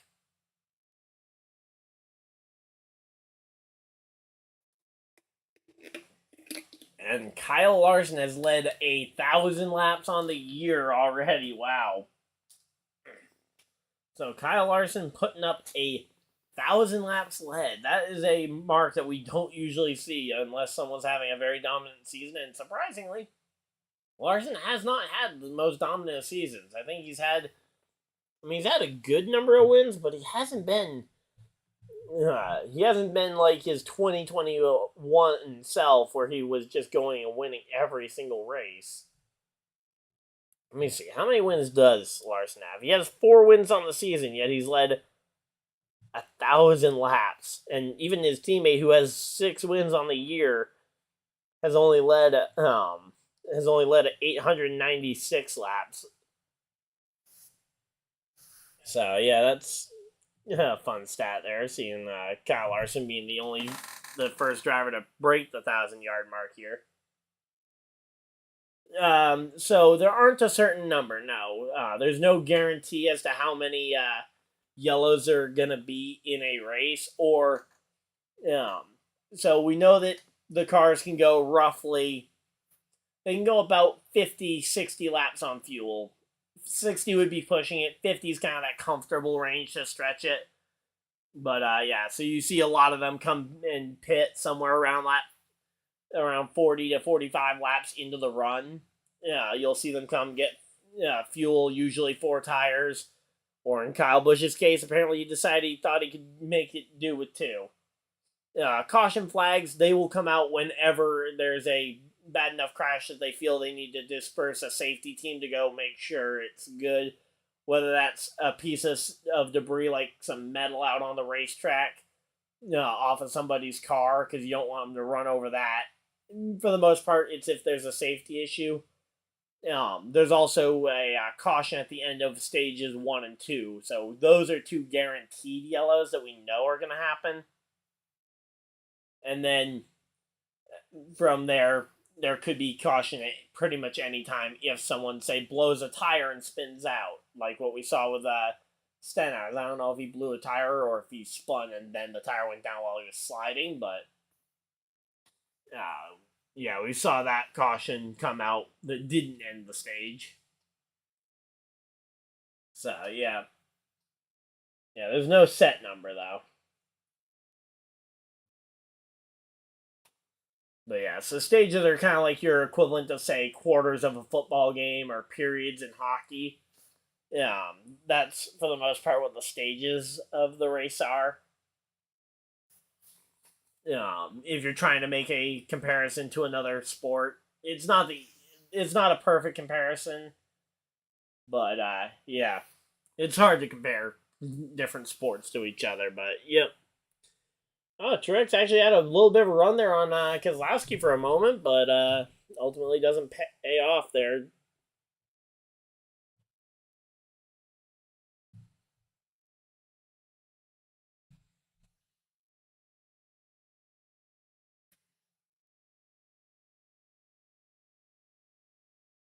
All right, so let's see. Just kind of keeping an eye on the rest of the field. Ryan Blaney is actually starting to close in on Kyle Larson. Could Kyle Larson get challenged here before the end of the stage? 2.5 seconds ahead is Kyle Larson, but hey, you know what? That gap was 5 seconds not that long ago, so. Yeah, so they can come and change out tires pretty much whenever. So when a caution flag first flies, they do close the pit road. For safety reasons, they automatically go and close pit road. That way, they don't have everybody trying to scramble to pit road as the caution flies, potentially. Although if the guys hear about, there's so-and-so spun and trying to dive to pit road, you'll see that happen from time to time. To try and get to the pit road before the caution officially gets called. Also, when we get to 2 laps to go in stages 1 and 2, they also close pit road. That way, you can't pit right before the caution that you know is coming. Just kind of some simple bits to try and avoid people taking advantage of knowing when those scheduled cautions are. So yeah, that's the reason for that. Otherwise, you would see almost everybody kind of diving down pit road right at the end of the first stage. Especially if they have, like, for example, where Larson has a good lead, he could potentially go down pit road, win the stage, and then have the caution come out. But yeah. All right, here we go. Yeah, it's definitely a complex race.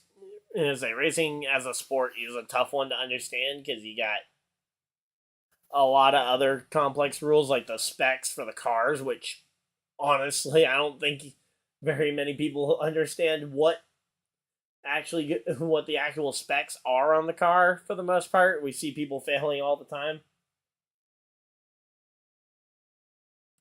It really kind of depends. For me, I'm a Kyle Busch fan. But I like a lot of the other drivers. I do have a couple of drivers I dislike, but yeah, a lot of people are big fans of their drivers specifically.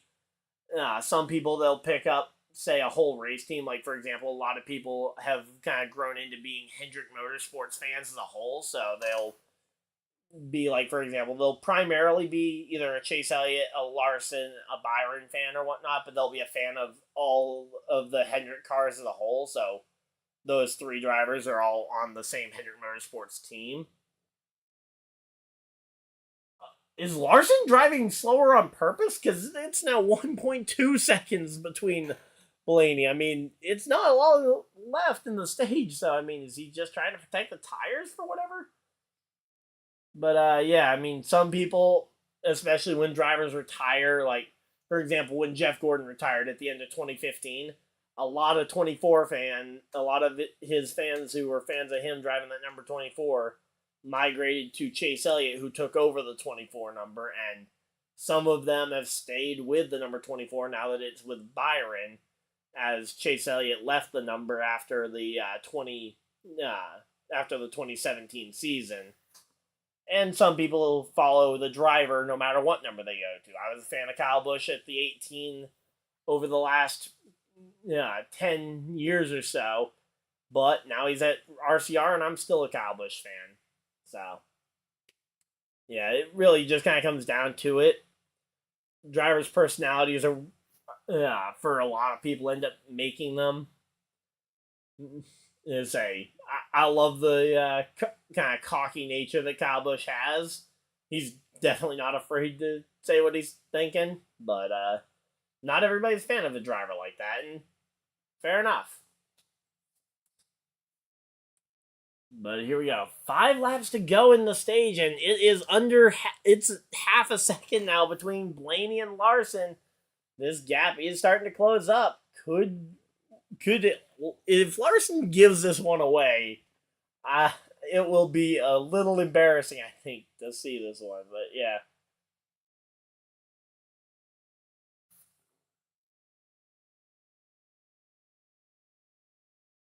But yeah, and actually, that specific topic there, talking about like people being fans of drivers or car numbers or whatever, yeah, that actually was a topic of a debate on in a article I was actually reading earlier this week, and I was thinking about talking about it on a video or stream here. And Larson's gonna get passed. What? What has happened to Kyle Larson? Brian Blaney just drove up and passed him. Kyle Larson just got passed. What is going on here? Now Blaney's looking slow out in front and barely able to clear Kyle Larson, but he's able to get in front of Larson. Can Larson turn it on here? Did they pit too soon, and are they just trying to save fuel to make it? I have no idea, but yeah. Let's see. How many laps? I mean, it has been about 50 laps on their fuel and tires, and I mentioned 50 laps kind of being the outer limit of comfortably stretching it. But yeah, pit road is closed with 2 laps to go, so Larson's going to be trying to nurse this one home, but I don't know what's wrong with this car. He's got to be saving fuel or something to try and make it to the end of this one. The good thing is Larson's like the one guy who can afford to do that because he's already got the win from last week, so he's already in the final. But here we go. Coming around, we got the... Ooh, okay, here we go. Let's see. And the end of stage 2 comes up here, and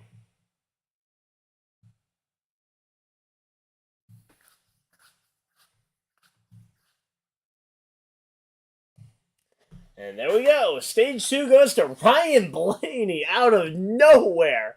Out of left field. Ryan Blaney, William Byron, Kyle Larson comes home 3rd. Denny Hamlin 4th. Brad Keselowski comes home in 5th. 6th, Martin Truex Jr. Tyler Reddick comes home 7th. Ty Gibbs, the rookie, in 8th. 9th, Austin Dillon, and rounding out your top 10, Joey Logano, the last driver earning points here today. In stage number 2, Ross Chastain and Chase Briscoe, the first couple of guys missing out, and man, that was a big surprise. Nobody saw that one coming. Larson got past late in the stage. But, yeah, Bell having a really tough time here. Kyle Busch got back on lead lap there, though. I didn't think he'd be able to pull that one off. Kyle Busch got back on lead lap, though, because all the leaders going slow. So, I mean, hey, good on them.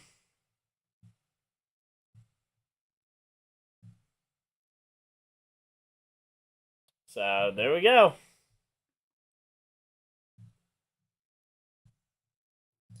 And let's see, is the game final? No, this game is not over yet in Indianapolis. I'm looking over at the football game there. It's the last game still going from that early time slot. Giants end up putting away the Commanders 14-7 in that game. So, let's go, Indy. Come on. It's close, but the Browns need to find that end zone to try and put away this game.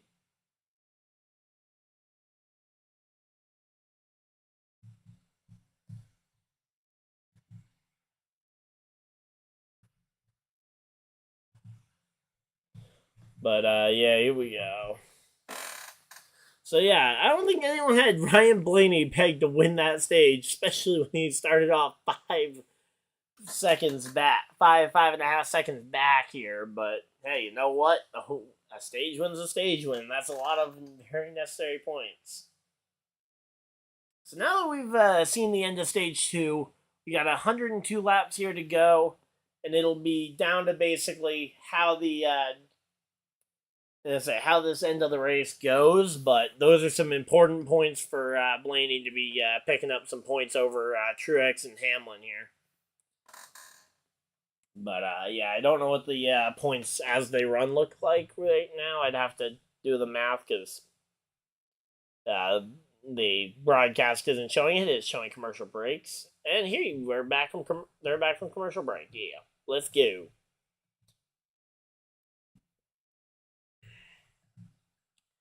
And man, it feels so nice to see us that close to 2,400. I'd love to see if we could hit. I really wasn't sure if we'd hit 2,300 by December. Now it looks like we might hit 2,400 by the end of October here. So, yeah, again, Larson's earned the most points today of any driver, still, even after his slip up there at the end. Blaney earning the second highest amount of stage points, though, and he needed them. He needed to start climbing back, and Bell not having the best of days here. He needs to earn some points to keep up. Oh, first and goal for the Browns. I gotta see if there's a way to watch the end of this game. No, it's CBS and not available in my area. Let me see what Paramount has on for their game.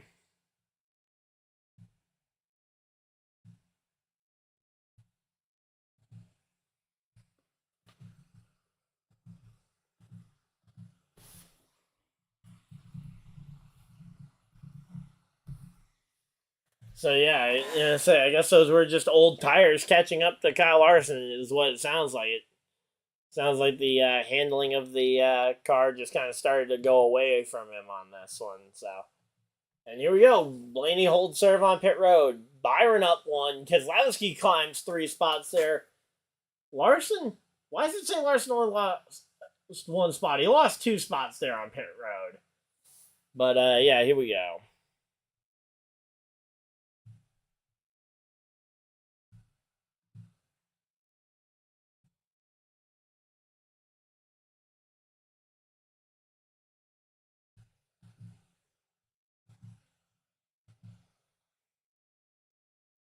Alright, here we go.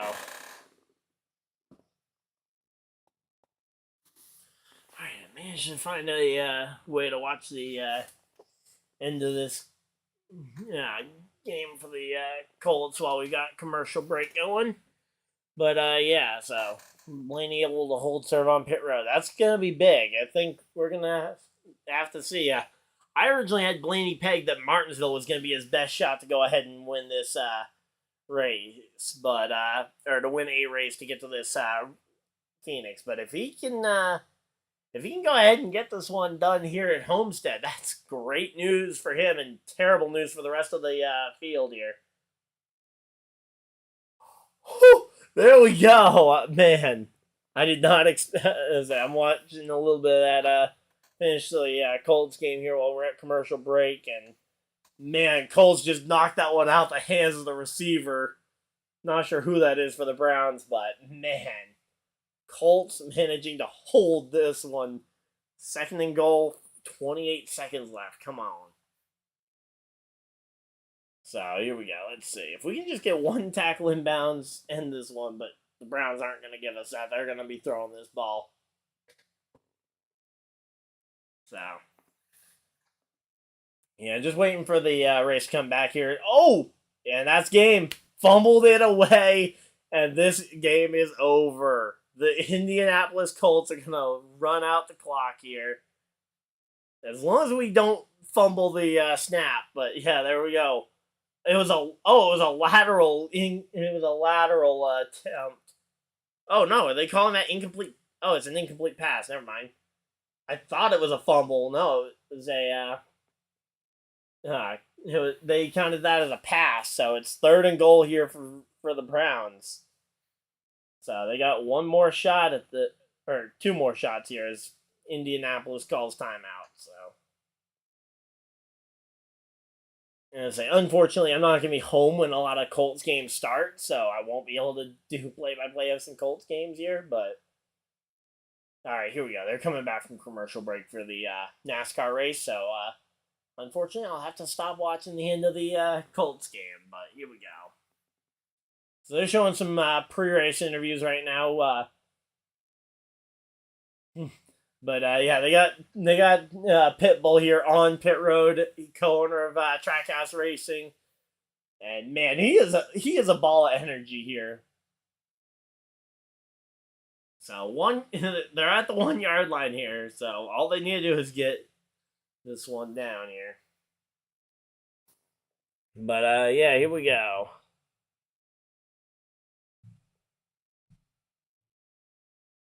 Let's see. Right now, there's just not much going on. We're kind of waiting for the start of this final stage here. Another drop pass for Cleveland. It's going to be 4th and goal. This is the last chance for the Browns to try and get this one.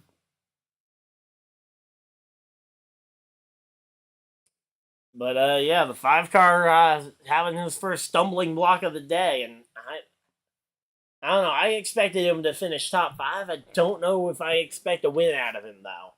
I will say I'm surprised with the lack of speed out of Tyler Reddick and Kyle Busch here today so far. Uh-oh, let's see. That looks close on the end zone here. We're going to have to wait and see if that's a touchdown here or not. But here we go. I gotta see this one. And stopped at the line. And comes down. No, I don't think, I don't know if he got there.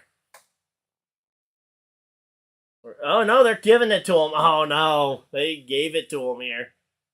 So, Kareem Hunt with a touchdown late. Dang. All right, well, that's the way it ends for the Colts. So, Colts get a touchdown scored here. We got, we're going to have 15 seconds to try and get back down the field, but it's much harder to pull off now.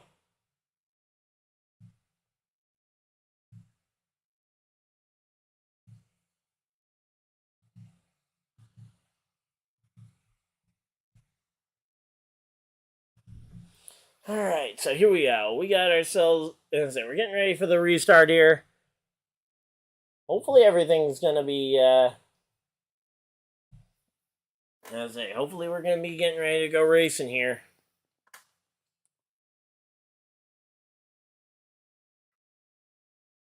So here we go. Yep, there we go. Pace car's off, and we are ready to go back to racing. Green flag's out, and we're back to racing. Blaney with the lead. Byron on the inside going to try and challenge him. Blaney's former teammate there. You've got And so you got Blaney's former teammate Brad Keselowski there helping him on the restart here. So here we go. Byron on the inside here, looking for the lead. Can William Byron get this one from Blaney? It's going to be close at the line. I believe Blaney leads by 15 one-thousandths of a second. No, they're giving it to Byron. Byron led that lap. Okay, credit to Byron. Byron led the lap there by 15 one-thousandths of a second here. All right, so here we go. Let's see. So Martin Truex Jr. here, he's looking to try and make some passes here. Blaney looking to the inside. Can Blaney sneak past him? No, another one close this time. Oh, wait, did they just declare Blaney led that lap? Wow. So here we go. Blaney versus Byron, though. This battle is pretty good here. Let's say. Oh no, a Colt player is down on the field with an injury late in this game. Uh-oh. That's not good. Hopefully it's not someone important, although you never want to see a player injured.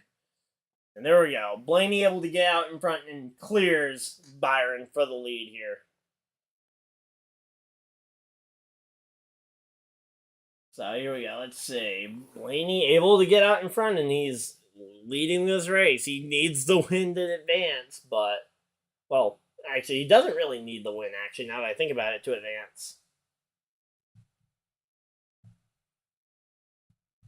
Alright, here we go. Let's go ahead and...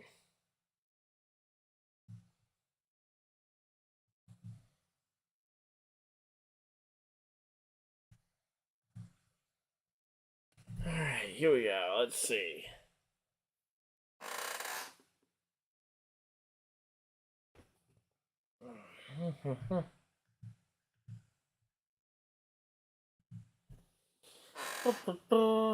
Let's see. So right now we're settling in here. Again, Blaney, Byron, Hamlin in third here. Blaney or Hamlin looking though like he wants to try and take second place here from William Byron. Let's see, is it gonna happen? I'm gonna say Ross Chastain hanging out inside the top five, in and around the top 5 here. That's impressive. Was not expecting to see that one here.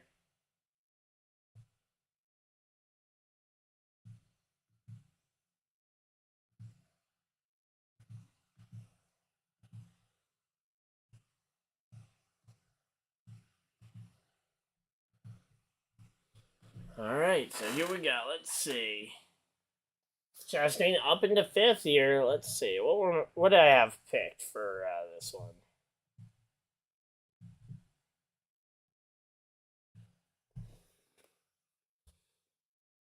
Alright, so I need Reddick to start improving. That's the big one. I'm kind of surprised that Reddick's been this anonymous so far today.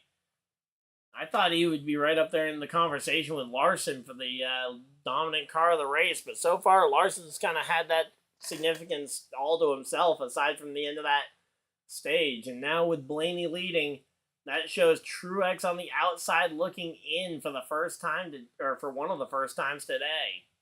And again, I think Ryan Blaney could be very dangerous at Phoenix here in a couple of weeks. Especially with a week to prepare for Phoenix. The team can focus their energy and effort on that Phoenix race and not have to worry as much about trying to win at Martinsville. And we've seen that be an advantage in the past. Like, that's why winning that first race of this round is so important. Having 2 weeks to prepare that Phoenix car and just kind of being able to bring secondary or backup cars to the as your primary car this week. That way, if you wreck it, it isn't a big deal.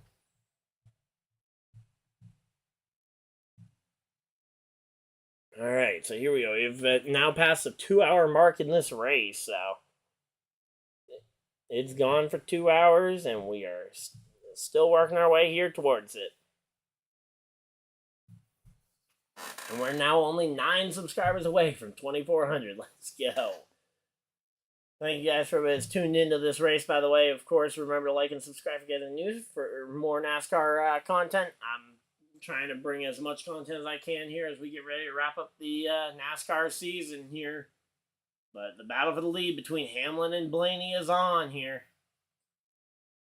Again, surprised to see Reddick struggling as much as he has. He's battling right now for 8th with Brad Keselowski. I expected that battle to be for like 5th or 4th even maybe. But as of right now, Reddick has just kind of been a little bit disappointing here.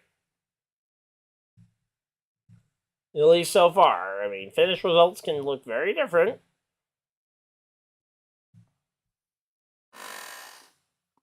So here we go. Let's see.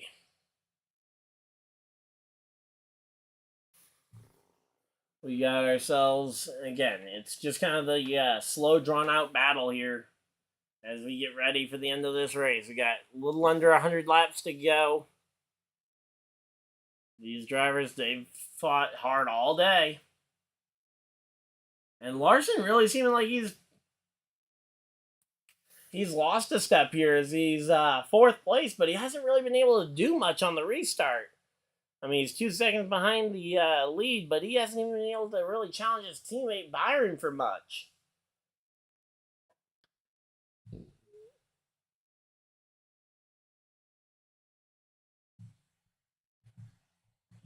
And yep, there we go. Colts game is final now. The Colts have lost to the Browns in a very close game. And man, that's a bummer. I was hoping to see that one go a little bit differently.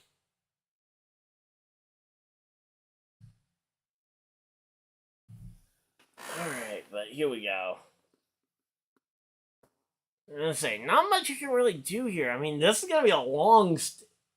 I'm going to say, I think if you're looking at this cynically, I think you go and pit at 40, and I think you plan at pitting at 80 in this stage. Out of the 102 laps, I mean, it doesn't feel right, but, I mean, the pit once at 50 just doesn't feel like the right call here today.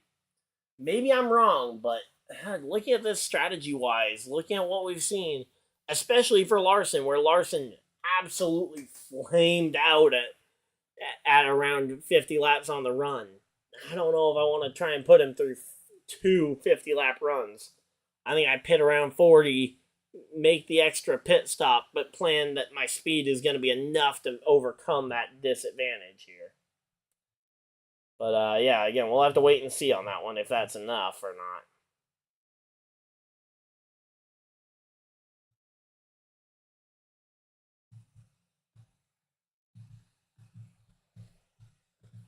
Alright, here we go. So, Packers-Broncos is kicked off. Chiefs is kicked off here. And, yeah, all the 4:30 games have begun. So, we got 4 games going on right now for the NFL. The Rams-Steelers is locked at 0.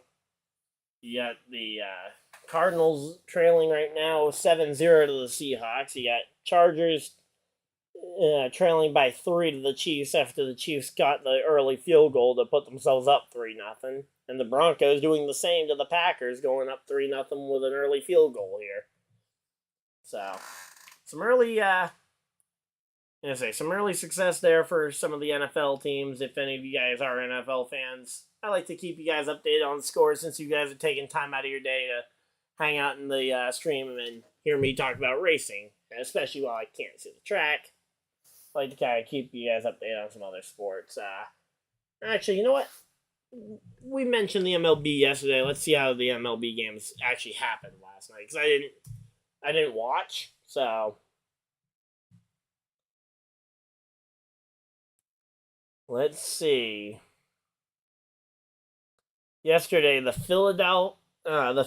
Phillies end up going up 3-2 against the Diamondbacks. So that brings them to a game 6 matchup here. It's 3-2, and tonight the Houston Astros, if they can win against the Texas Rangers tonight, that'll lock the Astros into the World Series. The Phillies, they play tomorrow night for their spot to potentially lock into the World Series. Both series currently at 3-2. Oh, and Max Verstappen wins another F1 race. Yay. Let me see. Was there anything important about that? 13 wins in the past 14 races. Yeah, nope, not much important happened there. It doesn't seem like. But, yeah. There we go. So, 77 laps to go. Larson is starting to close in on Hamlin. He's starting to show some life here. But, yeah, just not much really happening here inside the top 10. I mean, again, Reddick is kind of a big puzzle here as to why he's looking as off as he is.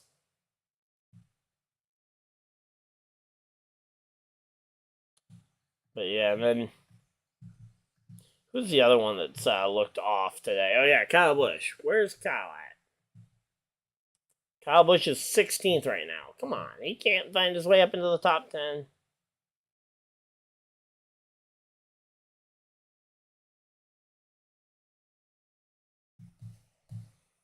Alright, so here we go. Let's see. Wow, we got 19 people in the chat. Thank you guys for everybody that's tuned in. Of course, remember to like and subscribe if you guys are new, as we've been doing these streams for almost every NASCAR, Cup, Xfinity, and Truck Series race, and we will be here for every NASCAR, Cup, Xfinity, and Truck Series race throughout the remainder of the NASCAR season. We'll be here for both races next week, the Xfinity and the Cup race next week at Martinsville, as we watch both of those series finalize who their final 4 drivers are, and then you've got championship weekend at Phoenix, where we will see the Truck Series drivers on Friday night, the Xfinity Series guys on Saturday night, and then the Cup Series drivers Sunday afternoon for the championship 4. And there we go. Larson now to the inside. He's looking for the pass on Hamlin. Is he going to be able to complete the pass, though? That's the big thing. We've seen him make looks, but we haven't seen him be able to clear it. Oh, there we go. He clears him. And there we go. The 11 trying to shove him, but not much he can really do when the 5 car just slides right up in front of you like that, taking away some of that air. But, yeah. Here we go. Let's see. Again, I'm surprised. I'll say Chastain's another surprise to see him up as high up in the running as he is. But, yeah, right now, though, everybody just kind of waiting it out here, waiting to see. Because, again, we're expecting Larson potentially. We've seen Larson on that extreme long run can potentially very much flame out. He's got to be careful, because you don't want to see that happen a second time here. So the big thing I'd be asking, and again, if I'm on one of these pit boxes and I don't already know the answer to this, I should probably get off the pit box, and I shouldn't be crew chiefing a car if I'm the crew chief. But I need to know how much time we lose if we come down pit road for that second pit stop, and is it enough to be worth doing 2 stops potentially versus trying to go for the one in the middle. Because we're coming up on that. We're about 10 laps away from that middle of stage, that mid stage. If you want to try and go for 2 pit stops here, you're still a little early on that window. If you really want to get into it, you want to wait till about 40, maybe 45 at the latest. But if you're waiting until 45, you might as well wait till try and stretch it to 50. Because if you can make it to 50, you can make it to the end, possibly. But I don't know. It's not an easy one, and it certainly is not an easy one to choose either here.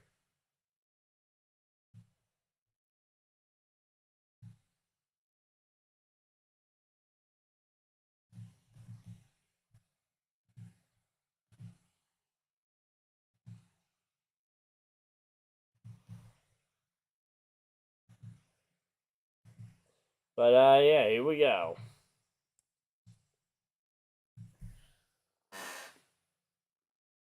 So, Martin Truex Jr., this is definitely his best race of the playoffs so far. Last week being his first top 15 of the playoffs, and now he's up into 6th place here.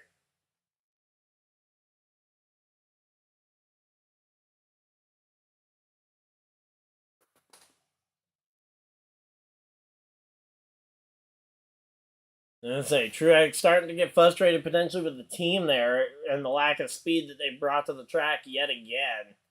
That's not good. You never want to have your driver getting frustrated with the team. I'd much rather have a driver frustrated with the circumstance, but you want to try and still be able to work together as a team here. And oh yeah, my favorite part of NASCAR. We got two cars sponsored by the same sponsor here, and they're battling for position. Trying to keep track of which one's which. But, yeah, here we go.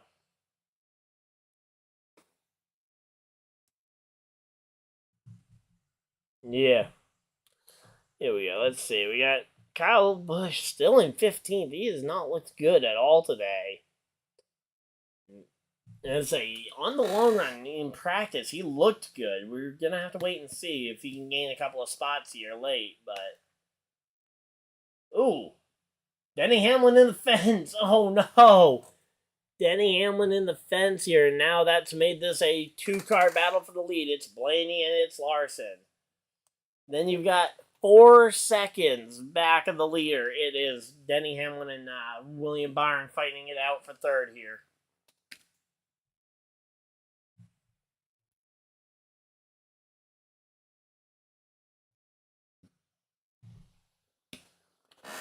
All right, and it looks like we're going to commercial break again. Is that right? All right, side-by-side commercial break. So we still have an eye that we can see the field on. Ooh, Steelers finally scoring their game, breaking the 0-0 tie there.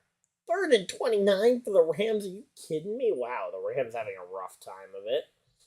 The Cardinals finally get on the scoreboard against the Seahawks here.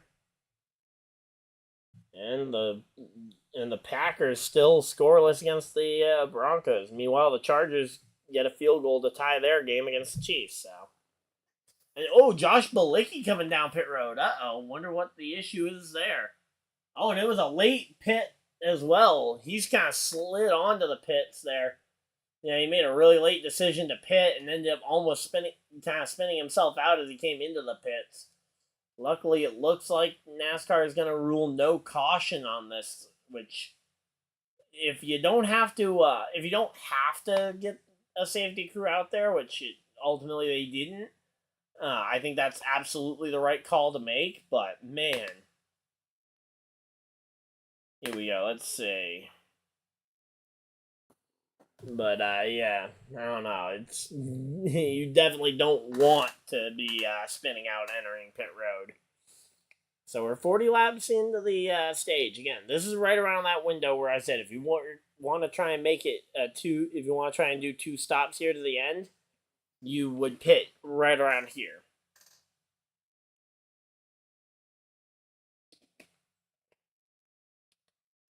But yeah, it's always a hard one to tell the difference here.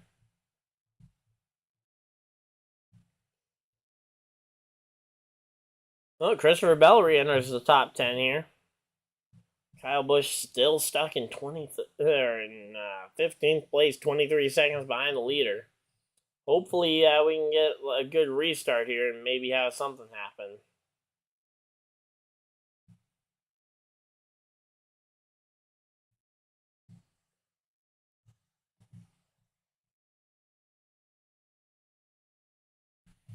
Alright, so here we go. Let's see.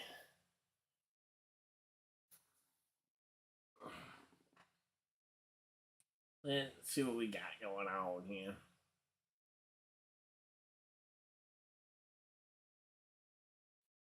Alright, so we're back from commercial break. Good. There we go. They're talking about the Sunday Night Football game. I'm looking forward. I'm probably going to go ahead and watch that.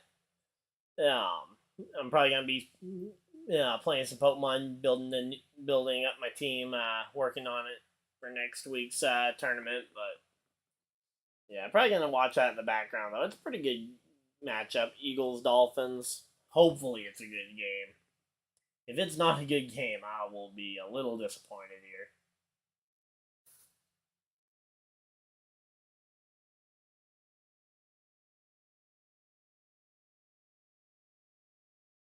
Alright, so again, we're entering this window here where we're getting close to where you can maybe make it on fuel on one stop. And say you're going to be getting close here. Again, the question is, do you make a one-stop strategy out of this? I think you've gone too far at this point to really make a two-stopper worth it. But again, we'll have to wait and see if anyone tries to do it. But yeah, okay, they're saying fuel pit window is open, so they could make it on fuel from here to the end. But we saw at the end of the stage 2, Larson's tires could not make it the entire distance, or couldn't make it at that same pace the entire distance, and essentially his tires gave up on him about 10 to 12 laps before the end of the stage, pretty much.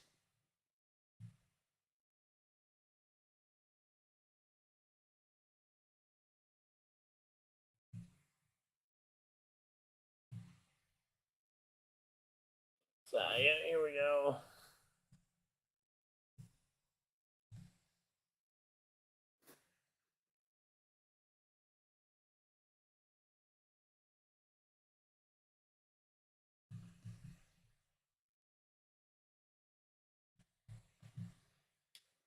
Alright, here we go. Let's see.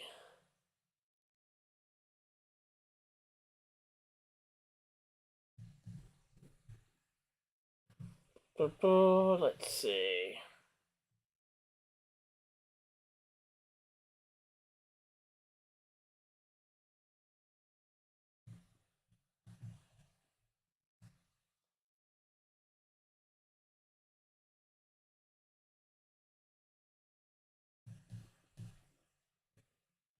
Alright, let's see. Blaney's working his way through this lap traffic. Oh, here we go. First pit stops. Let's go. Or first leaders to pit. I saw Haley was already on pit road, but Brad Keselowski, first guy to come to pit road. Let's go. So Brad Keselowski coming down pit road. Martin Truex Jr., the next car to come to pit road. Let's go. Kyle, hit pit road now. Let's get on this early here. We can make it. Oh, we got a yellow. Yellow flag is out. We got a yellow. And this race is about to get crazy. What's the cause of the yellow? I'm going to say Ty Gibbs, Martin Truex Jr., Daniel Suarez all get on pit road here before the yellow flies. We're going to have to wait and see what exactly brings out this yellow. Newman gets to pit road safely. Let's see, is it a wheel coming off as they re-enter the track? Chastain gets to pit road safely. And say, still haven't seen what brought out the yellow yet. Let's see, here we go. Blaney looking like... Okay, can Blaney get to the pit road before the yellow? We got a yellow flag coming. We know that much. There's a yellow that's been thrown. Oh! Sheesh. Oh, are you kidding me? It's Kyle Larson as they come onto pit road. Kyle Larson misses the entrance to pit road and takes out the sand barrels. And this is going to be a lengthy cleanup. So... if you guys have any questions or any discussion topics you want me to talk about, feel free to start putting them in the chat because we're going to be here a minute. But yeah, Kyle Larson completely destroys the barrels, the sand barrels, and brings Miami Beach. I knew there was a caution coming because the website I use for the tracker is about a lap and a half ahead. So I knew there was a caution coming. I just didn't know what it was going to be, and I did not expect that. I didn't call this happening. But, yeah. So, here we go. That caution flag, though, it's going to change up a little bit of what's going on here. So, we're going to have to see what on earth is going on here. So, Chastain, Larson lap down, Keselowski, Truex. So, a lot of these guys are going to be able to take the wave around, but they're going to have to start tailing to the field. Blaney, Might be in the driver's seat, though, because he's on the lead lap. So he might have a shot at this one.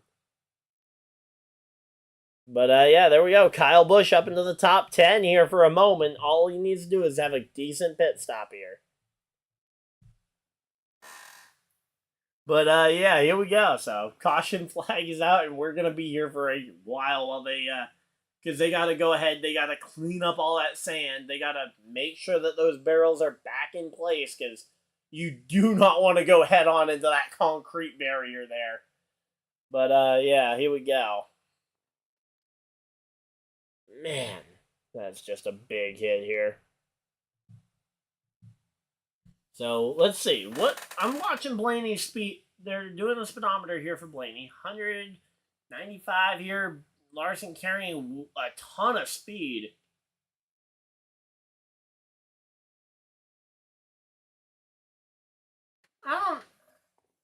I think Blaney was playing it safe because he didn't want to end up getting a speeding penalty. I think Kyle Larson was on pace for a speeding penalty if he didn't crash.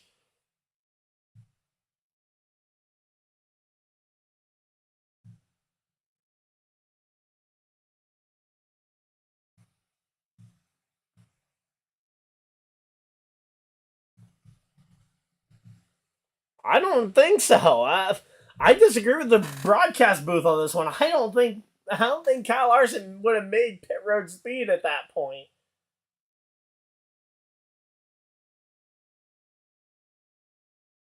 Come on, I mean, let's go.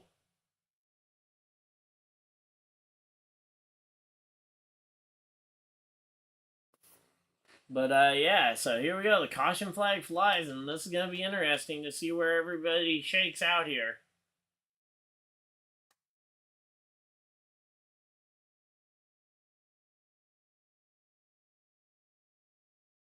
So Blaney is gonna be back to the race lead. He's gonna have pretty much perfectly fresh tires.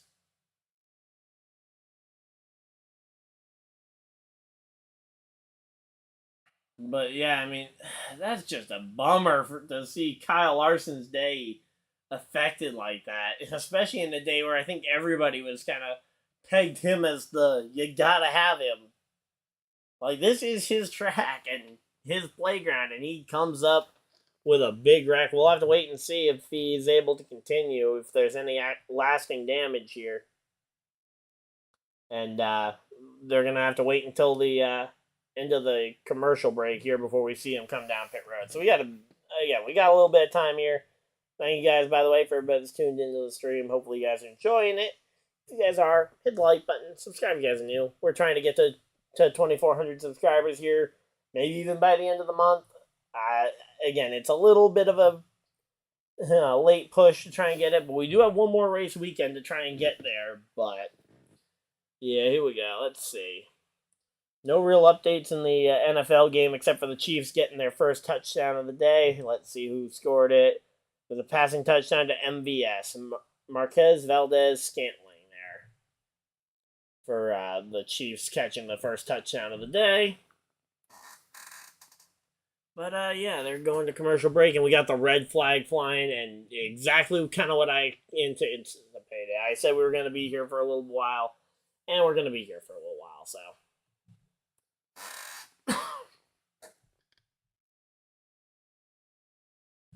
Let's go. Let's go. Let's go.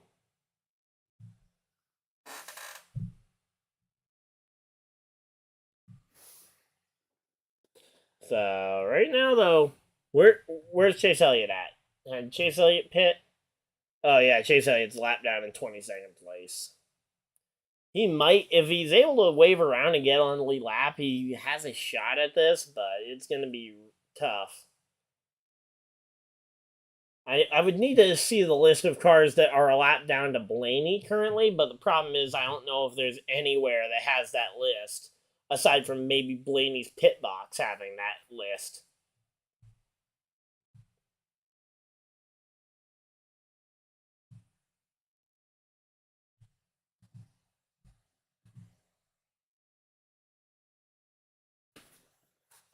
So here we go. Let's see.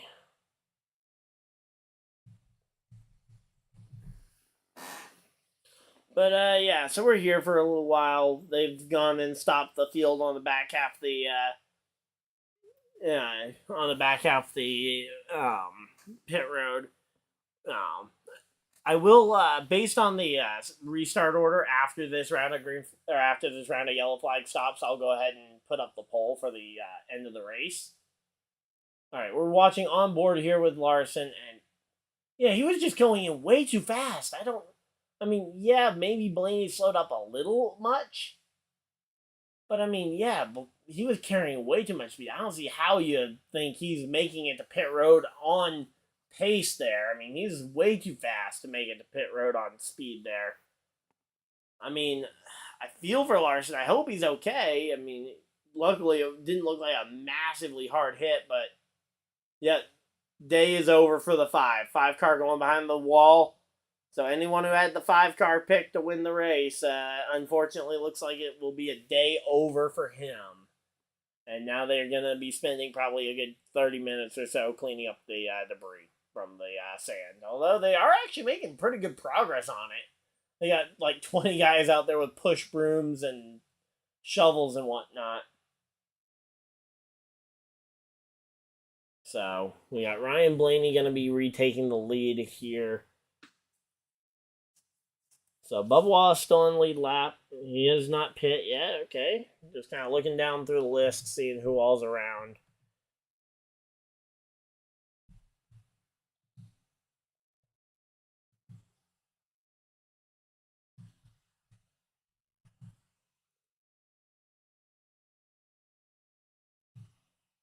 And say, yeah, he'll take the wave around, but he's going to be way behind the 8 ball here. And the Broncos continuing to score against the Packers here. Let's see. Jordan Love.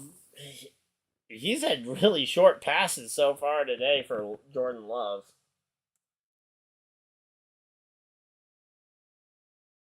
I say they are not making much for yardage. The Packers as a team have been a second half team this year, but man.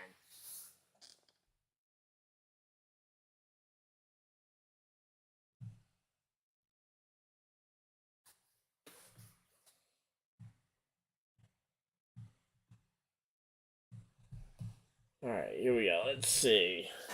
Again, we're just kind of sitting here waiting. If you guys have anything you guys want to ask me about or any topics about you want to talk about, go ahead and throw them at me because right now we're just kind of waiting for the red flag to be lifted. So, I guess we can talk about the silly season. Actually, you know what? I'm going to go ahead and pull up the Colleague Racing tweet so we can kind of talk about what we do actually know for the silly season news. So let me pull it up. Colleague Racing. So, oh yeah, I forgot. Colleague's got the Cup team, so they got a ton of posts here as well from today, updating about their Cup team in the Cup race.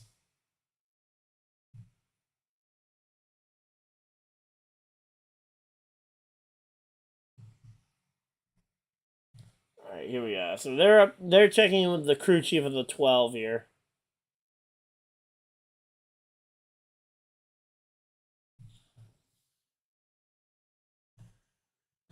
All right, so here we go. So Colleague Racing is parting ways with Chandler Smith after signing a 3-year deal with him in last year's offseason.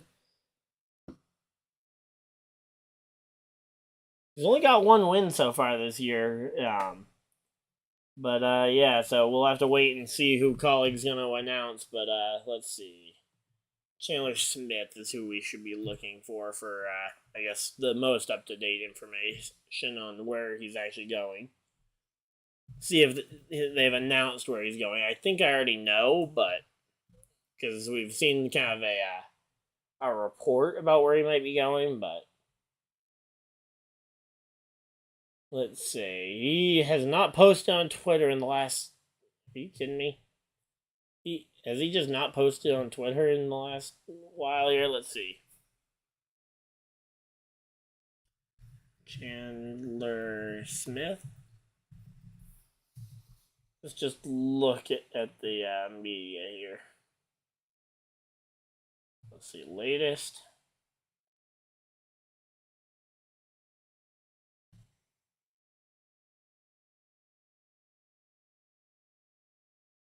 Okay, so it's not official, but it sounds like the deal is going to be that he's going to be driving for Joe Gibbs Racing next year in the Xfinity Series. So nothing officially announced yet, but that is the that's been the hot rumor for a couple of days now. Is that Chandler Smith going to the Joe Gibbs Racing number?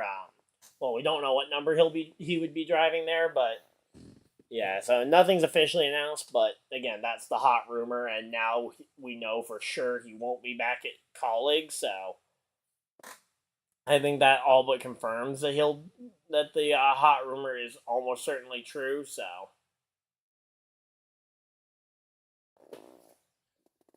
yeah, the Joe Gibbs Racing lineup could be one of the more interesting lineups in the NASCAR Xfinity Series next year.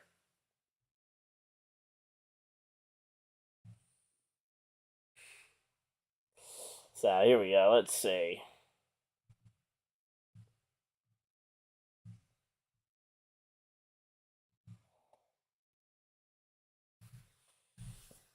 So yeah, a lot of track cleanup having to happen here, but man, I hope again we can get back going here soon, because gotta love red flag conditions here. I mean, hey, I guess it is gonna live up to its name. The Forever 400 is gonna feel like it's gonna go on forever. Although we better get at least one overtime with the race name being the Forever 400. But yeah, you know what? As long as we get a good race finish, I don't really care. All right, let's see.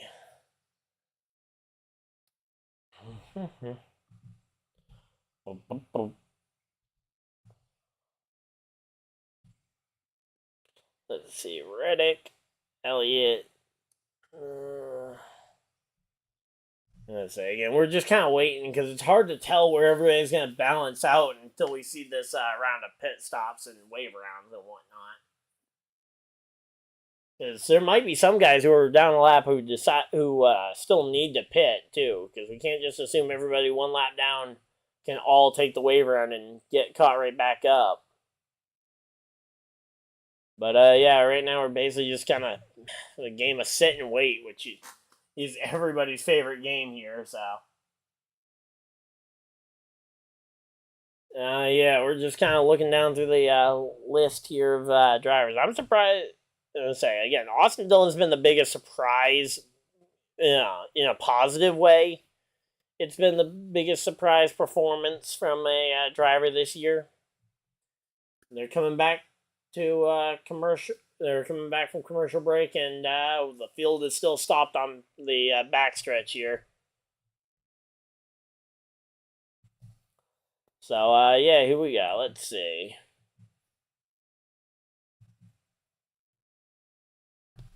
So as I say, we got 23 people hopping in here. Thank you guys for everybody that's tuned in for the live stream. Leave a like and subscribe if you guys are new for more NASCAR content. Again, right now we're under the red flag.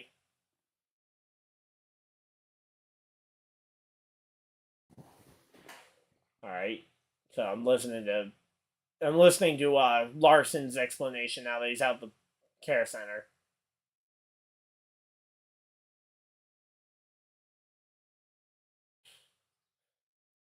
Okay, so yeah, so Larson, he said kind of the same thing I expected to see there. Is that yeah, he definitely overcooked it going into the. He was overcooking it, at least from what everybody else looked like. But from inside the car and all the in-car camera, I will say, it kind of looks like the 12 slows up a bunch, but it's hard to make that judgment because we've got multiple replays, slow motion, third person camera angles, because the camera angle that we get versus what he can see with his actual eyes. But hey, at least Kyle Larson, he's gonna be going to Phoenix with a shot for the championship anyway, despite the incident. But yeah, thank you guys. So we got a lot of people tuning in here. Thank you guys. We got ourselves a again, we're under the red flag here. We're just kind of waiting this one out, but yeah, here we go. All right. Here's a quick question for you guys. Who do you guys think the other three drivers in the championship four are going to be? We know Larson's going to be one, but who do you guys think your other three are going to be? I have a hard time believing Blaney isn't going to find a way to capitalize on this. I mean, I know it's kind of the traditional thing for him is to kind of choke it away late in the race, but I mean, his biggest competition was just knocked out of the race, and we got the red flag lifted. There we go. I hope he doesn't choke this one away. If Blaney can get this one done, that would be Blaney locked into the Final Four at Phoenix, and he could be a real threat to win that one. And then it comes down to points. I mean, Byron, Hamlin, and Truex all look very strong in terms of points, but I think I trust Byron's consistency. I'll say Byron gets in as my third one. So we got Larson, Byron. I've got Larson, Byron, and Denny, or not Denny. I've got Larson, Byron, and Blaney as three of mine. That fourth spot is hard to judge because we don't know who's gonna win this race or the next one. I'm thinking Blaney will get this one. I'll say Hamlin because I think I trust Hamlin at Martinsville more than I trust Martin Truex Jr. And I don't really have a lot of confidence. Christopher Bell could go up there and steal this one. Reddick just, unless he wins today, I don't see Reddick making it. And honestly, the 17 just has not shown round of 8 speed anytime except for before the round of 8. Like every race before the round of 8, pretty much, the summer into the fall, he's looked like a round of 8 driver. And then all of a sudden, as soon as we get to the round of 8, the speed just suddenly evaporates from the 17 car. But, alright, Altered Ego Dave thinks Denny and Blaney are going to be two of the three other guys going to Phoenix with a shot at the championship. They're pacing it around now. I don't know how many parade laps they're going to do as they go and lap Chastain. Not sure what the reason for that was. But yeah, here we go. Let's see. So they're going for the race recap. They're going to show some highlights, but yeah, I mean, again, Bell won at Martinsville last year, so I can't say I would rule him out. And that's where I think your big competition is going to be at Martinsville between the three Toyota drivers, Truex, Hamlin, and Bell, because I think all three of them could potentially win next weekend at Martinsville. And all three are going to be right there in the fight for the playoff spot, especially if Blaney wins today. But Byron's not necessarily safe either. He hasn't made a lot of points up. He could still lose the spot, but I think Byron's going to be a hard one to lose a spot here. But yeah, again, let me know who you guys think. Do you guys agree with me? Do you guys have a different opinion there? Which Toyota driver do you think gets in? Do you think two Toyotas are going to be in that Final Four?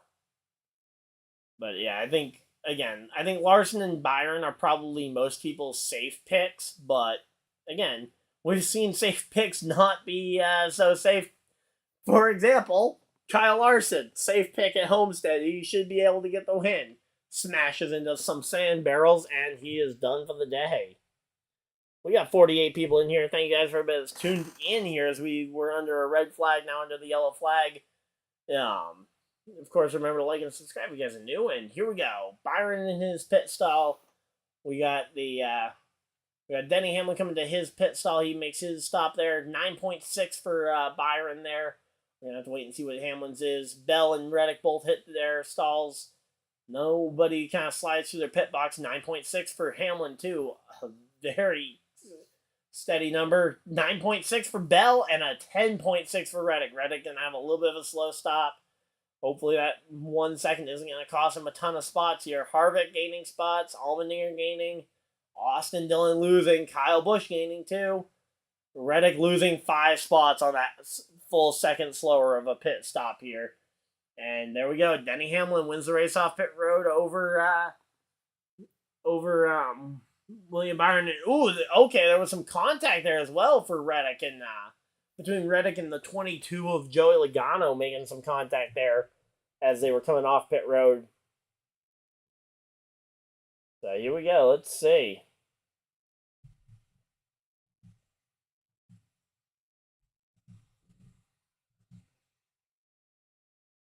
All right, let's see. So we're re-racking here. Did Blaney? Okay, yeah, there we go. Blaney back to the top of the scoreboard as he should be.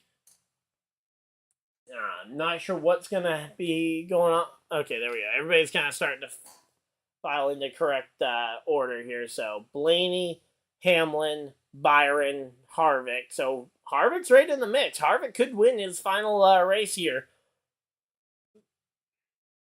And that would be interesting to see him win his final race in the Forever 400 here.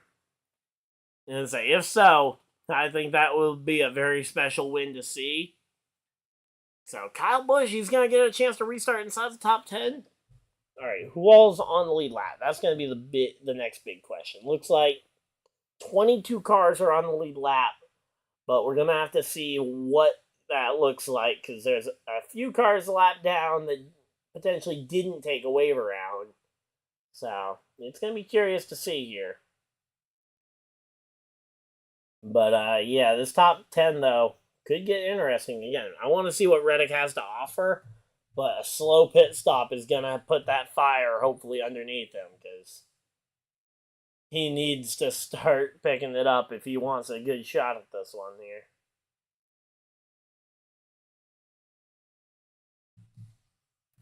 All right, so here we go. So they're going ahead and doing a promo here for next week at Martinsville, a 2 p.m. race. I might be a little bit late for Martinsville. I will be trying to get home as early as I humanly can, but I do get off of work right at 2 as well. So I might be a little bit late next week for the stream, but I will be streaming Cup and Xfinity next week and all 3 races for championship weekend at Phoenix. So here we go. So right now, Blaney showing as the leader, Bell being 16 points below the cut line, Truex being 18 points below the cut line here. That's going to be a tough one. Again, we'll have to wait and see how the rest of the day plays out, but Hamlin currently having 16 points above Bell and 18 points above Truex here. Reddick and Busch are starting to look like must-wins, so it's going to be tough, especially if Reddick isn't able to just flip the switch and start looking like Kyle Larson did here. But here we go. 47 laps to go, and I'm going to go ahead and start putting up the poll for the race end here.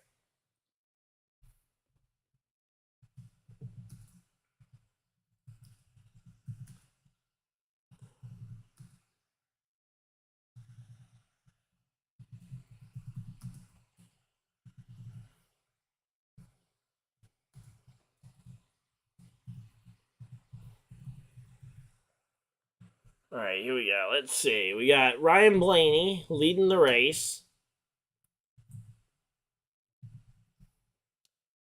Denny Hamlin.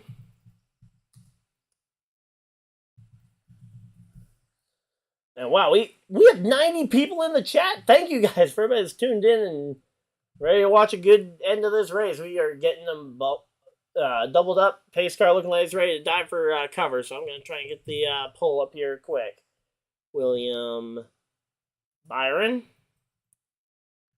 And here we go. Pace car dives for cover, leaving the field in the hands of Ryan Blaney and Denny Hamlin on that front row here. And we are ready to go back to racing here at the Homestead Miami Speedway. 3 wide. Allmendinger looking for 3 wide for, I think that's for 4th there. But now it's for the battle for 3rd here as Christopher Bell around the outside here.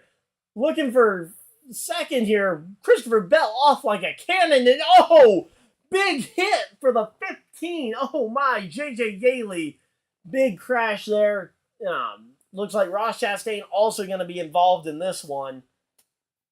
And a big hit there for J.J. Yaley. I seriously hope he's okay. That was a massive hit.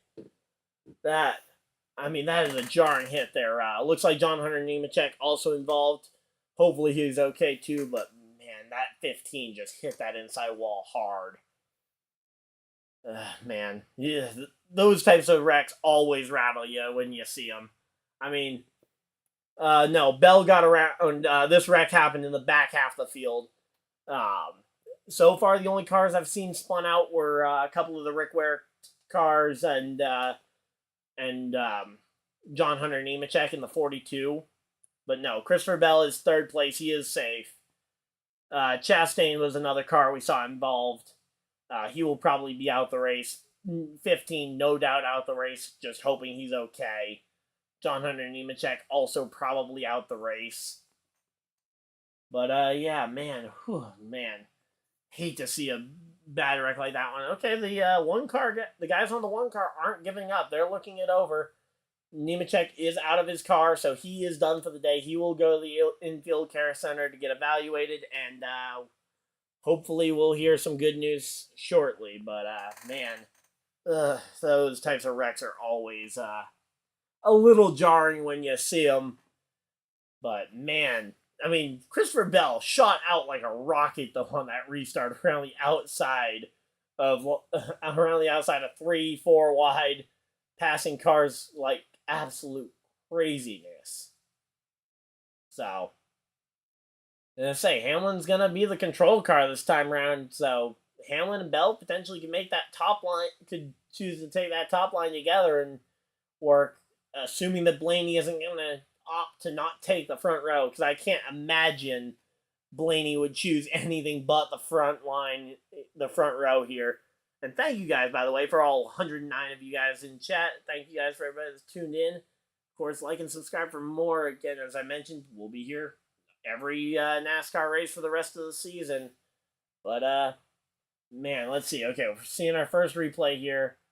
4 wide. Okay, yeah, it was just a 4 wide squeeze. The 15 kind of put himself in there late. The 42 didn't realize he was 3 wide. He was 3 wide above, or that there were 2 cars above him there. He tried to get a little bit more room out of them, squeezed them up. Not Chastain's fault. I will fully say that one. We still got about 40 laps to go here. Still about 40 to go. But man, again, I would say that wreck is probably the majority, either J.J. Yaley or the 42's fault. It's probably split the blame somewhere around there, but yeah, I don't think Chastain. I know the common thing is to blame Chastain, but no, Chastain was just kind of the innocent bystander in this one. Went to the outside. He was on the outside, but he had someone go up the inside on him, and the wreck just kind of happened underneath him. Looked like Chase Elliott was in the middle of it, but I think he got through unscathed. We'll have to wait and see here. Truex coming down for... I think Truex and Keselowski both potentially ran over something on their tires or whatnot, but they're coming down and pitting for 4 fresh tires here again. Either they think that lap and a half or so on tires is going to be crucial, or they were worried about running over debris. Both are very possible, but I don't know. I'd be worried about running out of sets of tires, especially after seeing how much the tires were very valuable in the truck race yesterday. Didn't get to see it a ton, but Ben Rhodes, that amazing tire strategy I got to listen to on the radio. And then, obviously, we saw Derek Kraus pit for fresh tires at the end of stage 2 and absolutely decimate the Xfinity Series field on that one. So, there we go. We're set. Okay, we're starting to settle down here. We got 24 votes on the poll, and seems like a lot of us think somebody other than those top 3 are going to be able to get the win, or the guys who were the top 3. Christopher Bell's now up in that mix, and I think a lot of us were probably thinking Bell when we put other down. But here we go. But yeah, we're settling in here, and we're getting ready for the run to the checkers here. So, again, about 40 laps to go here when we go green. But now those cars who pit earlier before the caution flag, they're now going to be right in the mix with everybody. There's no lap car wave around rule that they have to abide by here. And there we go. We are now only 6 subscribers away from 2,400 subscribers here on YouTube. Let's go. We got a lot of people in here. Thank you guys again. This stream's been amazing. But yeah, just hopefully everybody's okay, because that wreck was a big one. And again, still waiting to hear from JJ Yaley. I hope that they'll talk to him so that we know that he's okay, but I mean, again, wrecks like that, you don't really know the full extent of the damage till usually a day or two later, so we'll have to wait and see, but hopefully it's not as serious as it looked, because that was not a gentle wreck whatsoever. But yeah, here we go. We should be getting ready for the restart here. I don't know what we're going to see here on this restart. It's going to be chaos, that's for sure. I'm just unsure. Okay, here we go. We should be getting ready for... Are we getting ready for choose code and you go to an in-car camera? NBC. We are getting ready to see who's going to take the inside and outside lines in this race, and you go to an in-car camera. I hope we aren't actually doing the left and right choose cone here. Okay, they've got a narrative. They got a little piece here with Kevin Harvick narrated by him. So, this should be a pretty cool piece. But man, I hope that they didn't miss the left and right. They shouldn't have at this point, because at this point that's a they've gotten a pretty decent way into this one.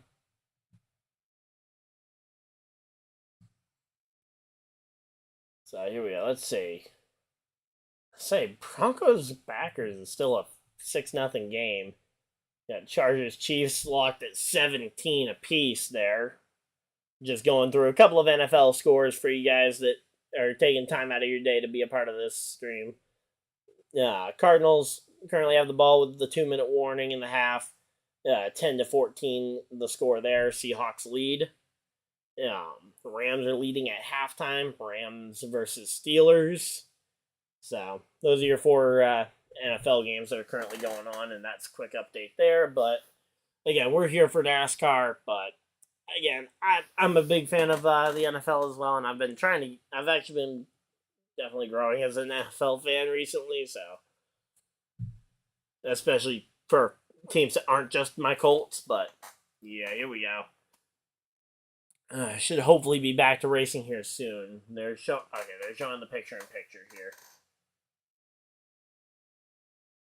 Race is not over yet. We still got about 40 laps to go. But so far, we've seen Kyle Larson won a stage. Then he flamed out really late in stage 2, ended up flaming completely out and giving up the stage win to try and make sure he didn't blow a tire coming to the end of that second stage. Blaney getting that second stage win. And then those two, as they were coming in for green flag stops, Larson ended up overcooking it and sending himself into the tire barriers. He is okay, by the way. He was checked and released from the infield care center, but he went into the tire barrier, or not the tire barriers, but the sand barrels. Brought out the beach at Miami. And yeah, that ended his day, and now we're under caution for a massive crash with the 15 of JJ Yaley taking a massive hit on the inside wall. But race not over yet. We got, again, should be a pretty good one. Hamlin leading over Blaney right now. We're waiting to see the choose cone. I'm hoping we'll see it. Oh, they've already done the choose cone. Okay, so they completely missed the choose cone there. Yay. Love it when they miss stuff that they really shouldn't, because it's very easy to know when it's happening. But yeah, so hopefully you guys are excited for the end of this race, because we We got a good one going. We got 20 lead changes so far amongst 8 different leaders. This is the 4th caution flag of the day. And yeah, here we go. I'm still rooting for Kyle Busch to find a way to win this one, but I don't know if he's going to be able to do it. If Kyle Busch can't do it, let's go Blaney. I want to see this playoff grid shaken up and all the storylines about Ryan Blaney. From last week, top 10 finish, disqualification, reinstated disqualification because the post-race inspection was off kilter. Then going in and potentially winning here at Homestead and making the points a mute point. Hey Chandra, how's it going? You missed a little bit so far. Kyle Larson went out the race after running into the sand barriers. That was the main person that got knocked out here. Let me see if there's any other notable people out the race. Harrison Burton and Balicki are both out the race.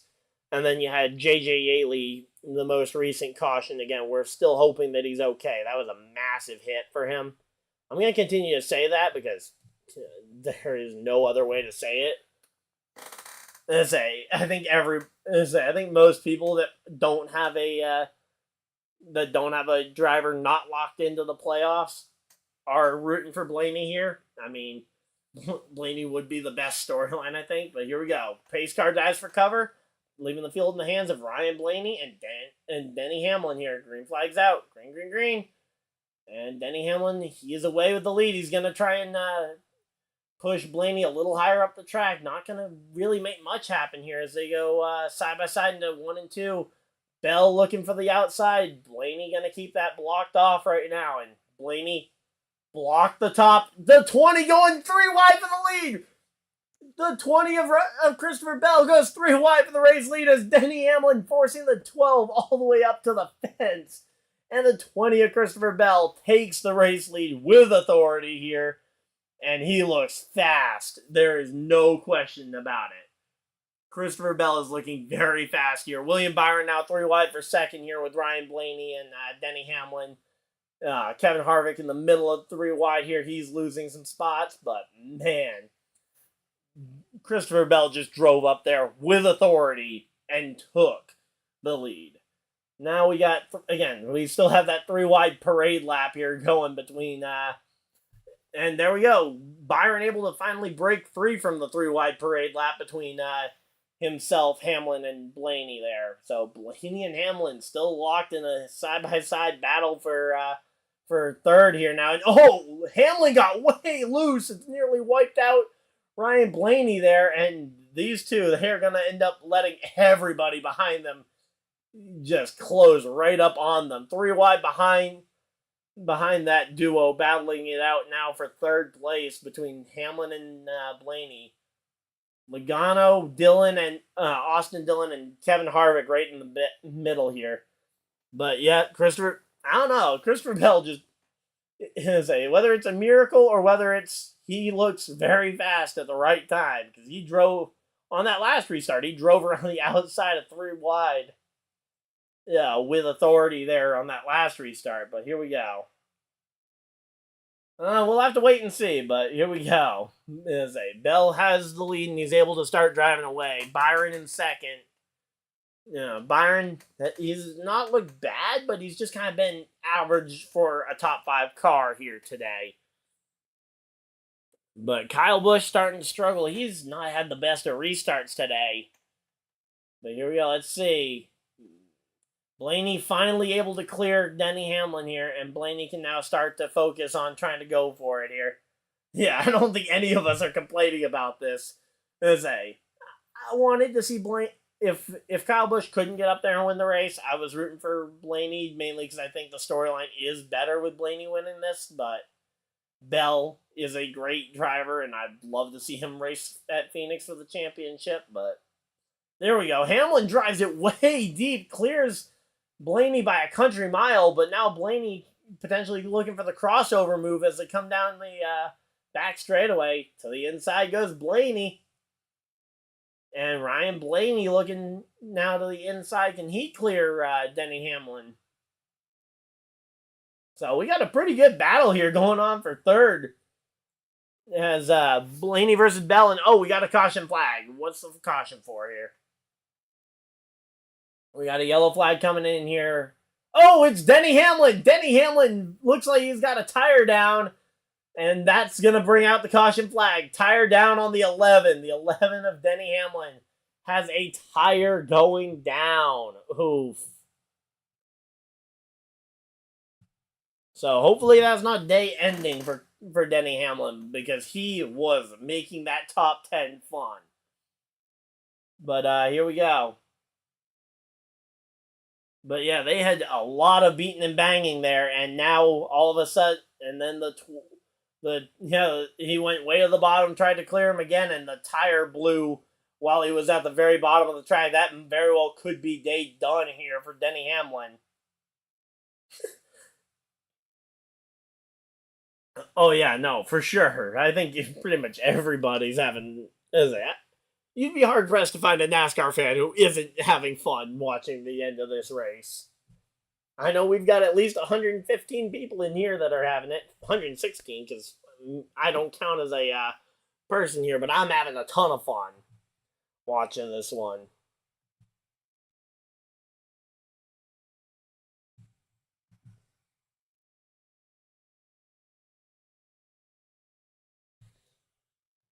All right, so here we go. So that's a big issue there for Hamlin, but hopefully, again, hopefully he's okay.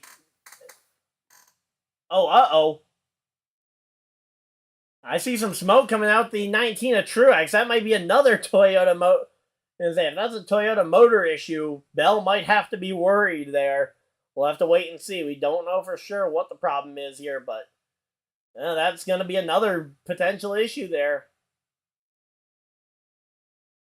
Yeah, Truex coming down pit road with smoke coming out the tailpipe here.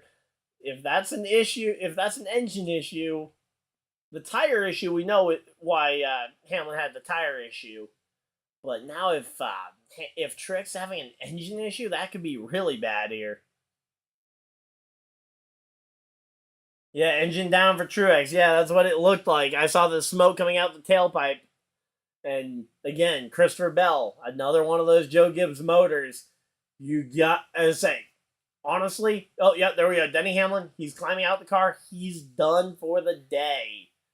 Now, if I'm Joe Gibbs Racing, I am examining both motors. I want to examine if there was anything that could have gone wrong on Denny Hamlin's car, and if I can find any parallels between his car and Truex's engine. And say they're tightening back up Truex's car and getting him ready to go back out there, but obviously, you know, Denny's car isn't going anywhere right now, so. Oh, Truex is done for the day too. That's 2 Toyotas done. Oh no. That's 2 Toyota Joe Gibbs Racing. Yeah, there we go.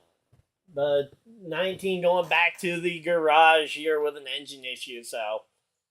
Again, I guarantee if I'm Christopher Bell, I am asking my team, tell me what on earth happened with that Truex motor the second you guys know, because that is going to be a big worry here. Now, the good thing is that that'll help Blaney and Reddick, and even potentially Buescher in terms of points. I don't know if Buescher's going to be able to get close enough to where points would make a difference, but here we go. Oh, man. Crazy day here as we get ready for the end of this one.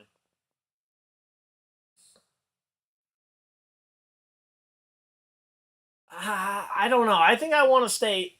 I think I stay out here. I mean, now maybe if I was having trouble with old tires consistently, maybe not. But yeah, Martinsville's gonna be fun here next week. Again, I'll be here as soon as I possibly can. I got work until 2, so I'm gonna be trying to get home for Martinsville, but I will be live for Martinsville, so. But here we go. So, Let's say 3 playoff drivers in the top 3 right now. Reddick in 8th could potentially still make something happen here. Potentially, say we're gonna have to wait and see. Here we go. Pit road, I believe, is open this time. Pit road's open this time.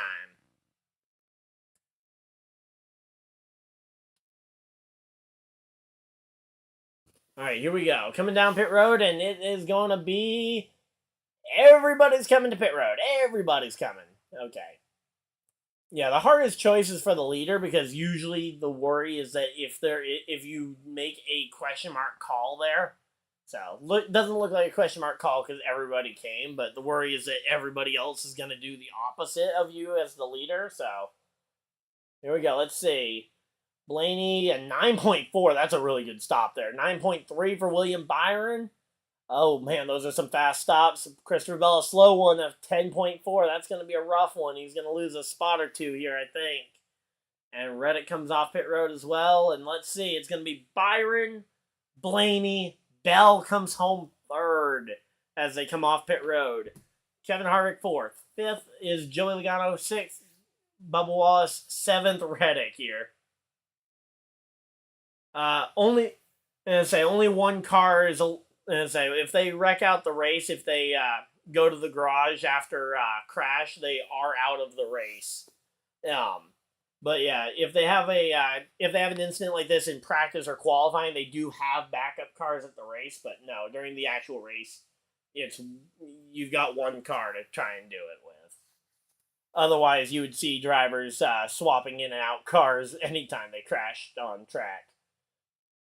But no, they're pretty limited in what they can and can't do on these cars to try and fix them when they have crash damage. For the most part, it's essentially the duct tape, hammers, saws. That's about all they have for tools to try and fix it. They can replace out some parts and pieces, but for the most part, you're not allowed to put new body panels and stuff on the car.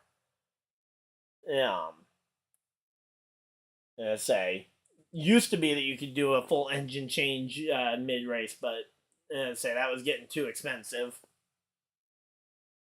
But yeah, here we go. Let's see. So, did Suarez stay out? Wait a minute. Did Daniel Suarez just stay out?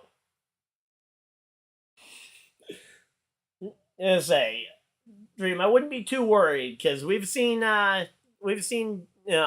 Christopher Bell rocketing around the outside and around the inside on the last couple of restarts. So I wouldn't be too worried about Christopher Bell yet.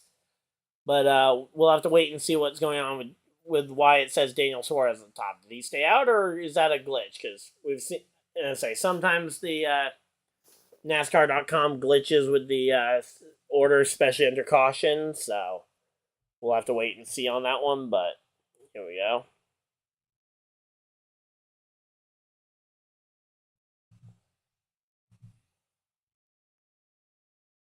So here we go. Let's see.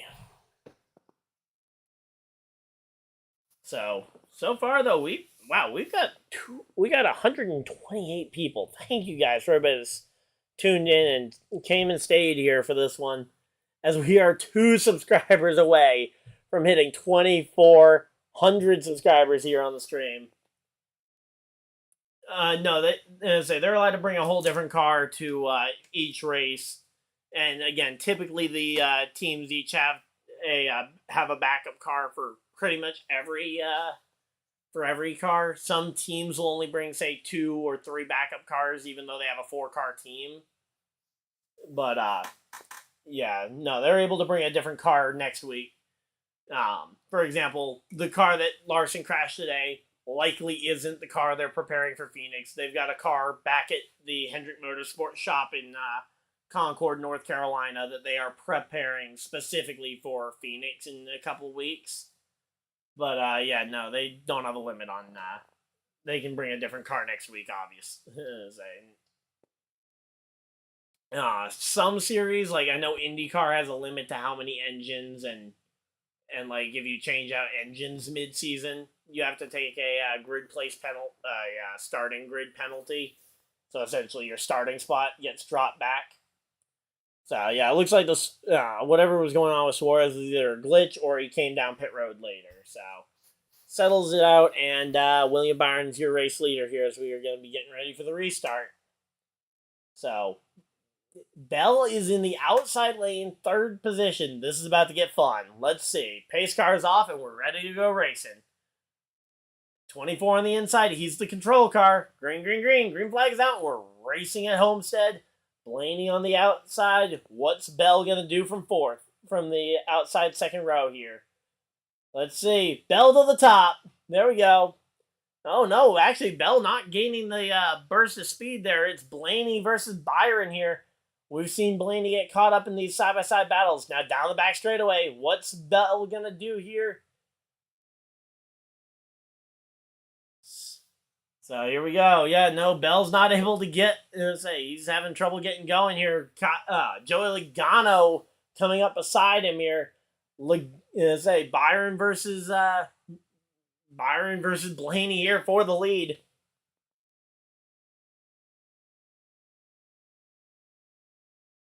Denny Hamlin had a tire go down while battling with Ryan Blaney, and then Truex had a motor fail as well in the same caution period. So, Denny Hamlin had a tire go down. His day is done.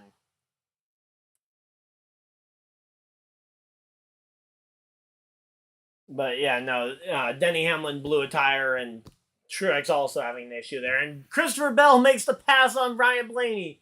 So now Christopher Bell can start making the march towards William Byron here. 23 to go. 23 laps left. And it's all to play for here. Byron, Blaney, Bell. 3 playoff drivers. Oh, did I get louder? My bad. I'll try and... it's definitely... you're talking about... wait, I forgot. You're right near the track. But yeah, no. The cars definitely are loud, and restarts are always very loud, especially if it's been quiet for a bit. And especially at like Talladega, I was totally rooting for a Harvick win. Wouldn't be opposed to it here, but with so many playoff drivers in must-win positions here, I think it would be a little disappointing to not see a playoff driver get it. But yeah, Joey Logano coming up here into the.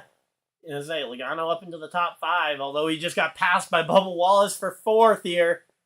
Bubba Wallace in the purple Grimace machine. But right now, William Byron looking like he's going to try and lock this one out. Now, the issues for Hamlin and Truex have put it that Bell and Blaney are actually, in terms of points, in position to make the next round of the playoffs as well here. Yeah, I realized, as soon as I realized who said it, just got a lot louder. I realized what you were actually talking about there. So, yeah, here we go. And right now, though, Bell's back by 2.5 tenths of a second here. But Byron, he's gonna just try and hopefully drive away. But Bell has been fast, and it's gonna be tough to hold him off for the remainder of the race here. Let's see. Byron especially has not been spectacular on these long runs as we get ready to go here towards the end of the race. The 20 is closing it in here. It's now down to about a car length or two here between himself and the 24. The 20 and the 24 here, battling it out. Closing distance, it's 40 feet. 35 feet between the two, between the rear bumper and the front bumper here, as we get ready here for the end of this one. As a post-race is pretty much all going to get moved to Peacock because of the fact that we had that long red flag in the middle of the race for the sand. Likely the last lap they were averaging about 159 miles per hour around the entire track, including into the corners. Likely they're probably topping out at about 190 entering the turns. But their mile per hour lap speed average is about 159, 158 here. But Here we go. Christopher Bell is caught right back up to the back bumper, though, of Byron. Byron has got 17 laps to defend here. Christopher Bell looking like a very potent threat here. And looking the inside, looks high here now. What is he trying to do? Which one's the fake and which one's the real move? Because that's always the worry for when you're trying to defend someone like Bell that's poking high, poking low. Which move is going to be the real one and which one's going to be the fake? And here we go. William Byron is continuing to try and block whatever Christopher Bell is doing, but down the straightaways is going to be your hard point to try and figure out. You got to figure out, is he going to go high or low? But William Byron is definitely not having the easiest of days here. And there we go, the 20 to the inside. Side by side off the corner. It's going to be at the line. It's Christopher Bell, your race leader, at the line. It doesn't mean a ton right now, but that is a big thing if we get down to the end of the race and they're still side by side. Bell's proven he knows how to get that spot. Bell clears off turn 2. So there we go. Christopher Bell to the lead here off of turn number 2, and we got ourselves a race here. So Bell's now going to try and see if he can drive away from the 24. Meanwhile, the 24 going to try and hang as close as he can. Yeah, no repeat of last week. Well, hey, you already have the lead here. But Tyler Reddick is running down Ryan Blaney. Tyler Reddick has come to life late in this race. I can't believe he's come to life as quickly as he has in the end of this race.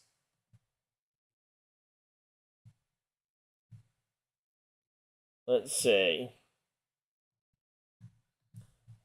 So yeah, I just need Kyle Busch to get up here into 11th place at least. But here we go. Let's see. Christopher Bell versus William Byron. And they're starting to gap Blaney a little bit. They've got a little bit of breathing room on their between themselves and Blaney. So now it's pretty much just a battle between these between Bell and Byron here as they come down, topping out at about only about 177 into the corner, but as I say, it's still fast, but man, as I say, a little bit lower speed than I anticipated. But yeah, here we go. Let's see. As I say, yeah, Bubba is up to the 5th place. He was actually 4th a minute ago before Tyler Reddick showed up. But there we go. It's starting to get spread out about half a second now between Byron and Bell here for the lead spot here. It's gonna be a tight one here as we get ready for the end, but at this point, yeah, Denny Hamlin definitely not winning this race. Allmendinger up into the top 10. When did he get up there? Let's say this entire top 10 looks kind of crazy here as we got 11 to go here in the race. 11 laps to go. And here we go. Let's see. Oh, they're talking with Denny Hamlin here with 10 laps to go, of course. All right, let's hear what Denny has to say here. I want to hear this one, so I'll be quiet for a second here.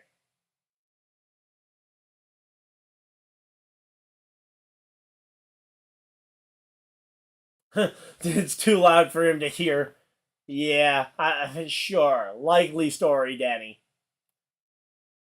But, yeah, definitely unfortunate. Glad to see him okay, because where he blew that tire was one of the worst spots. You do not want to blow a tire at the bottom of the banking and go and just snap all the way to the top of the banking. That is a rough ride there. But there we go. Now that Christopher Bell's got the lead, Byron has a 33-point lead on the cut line.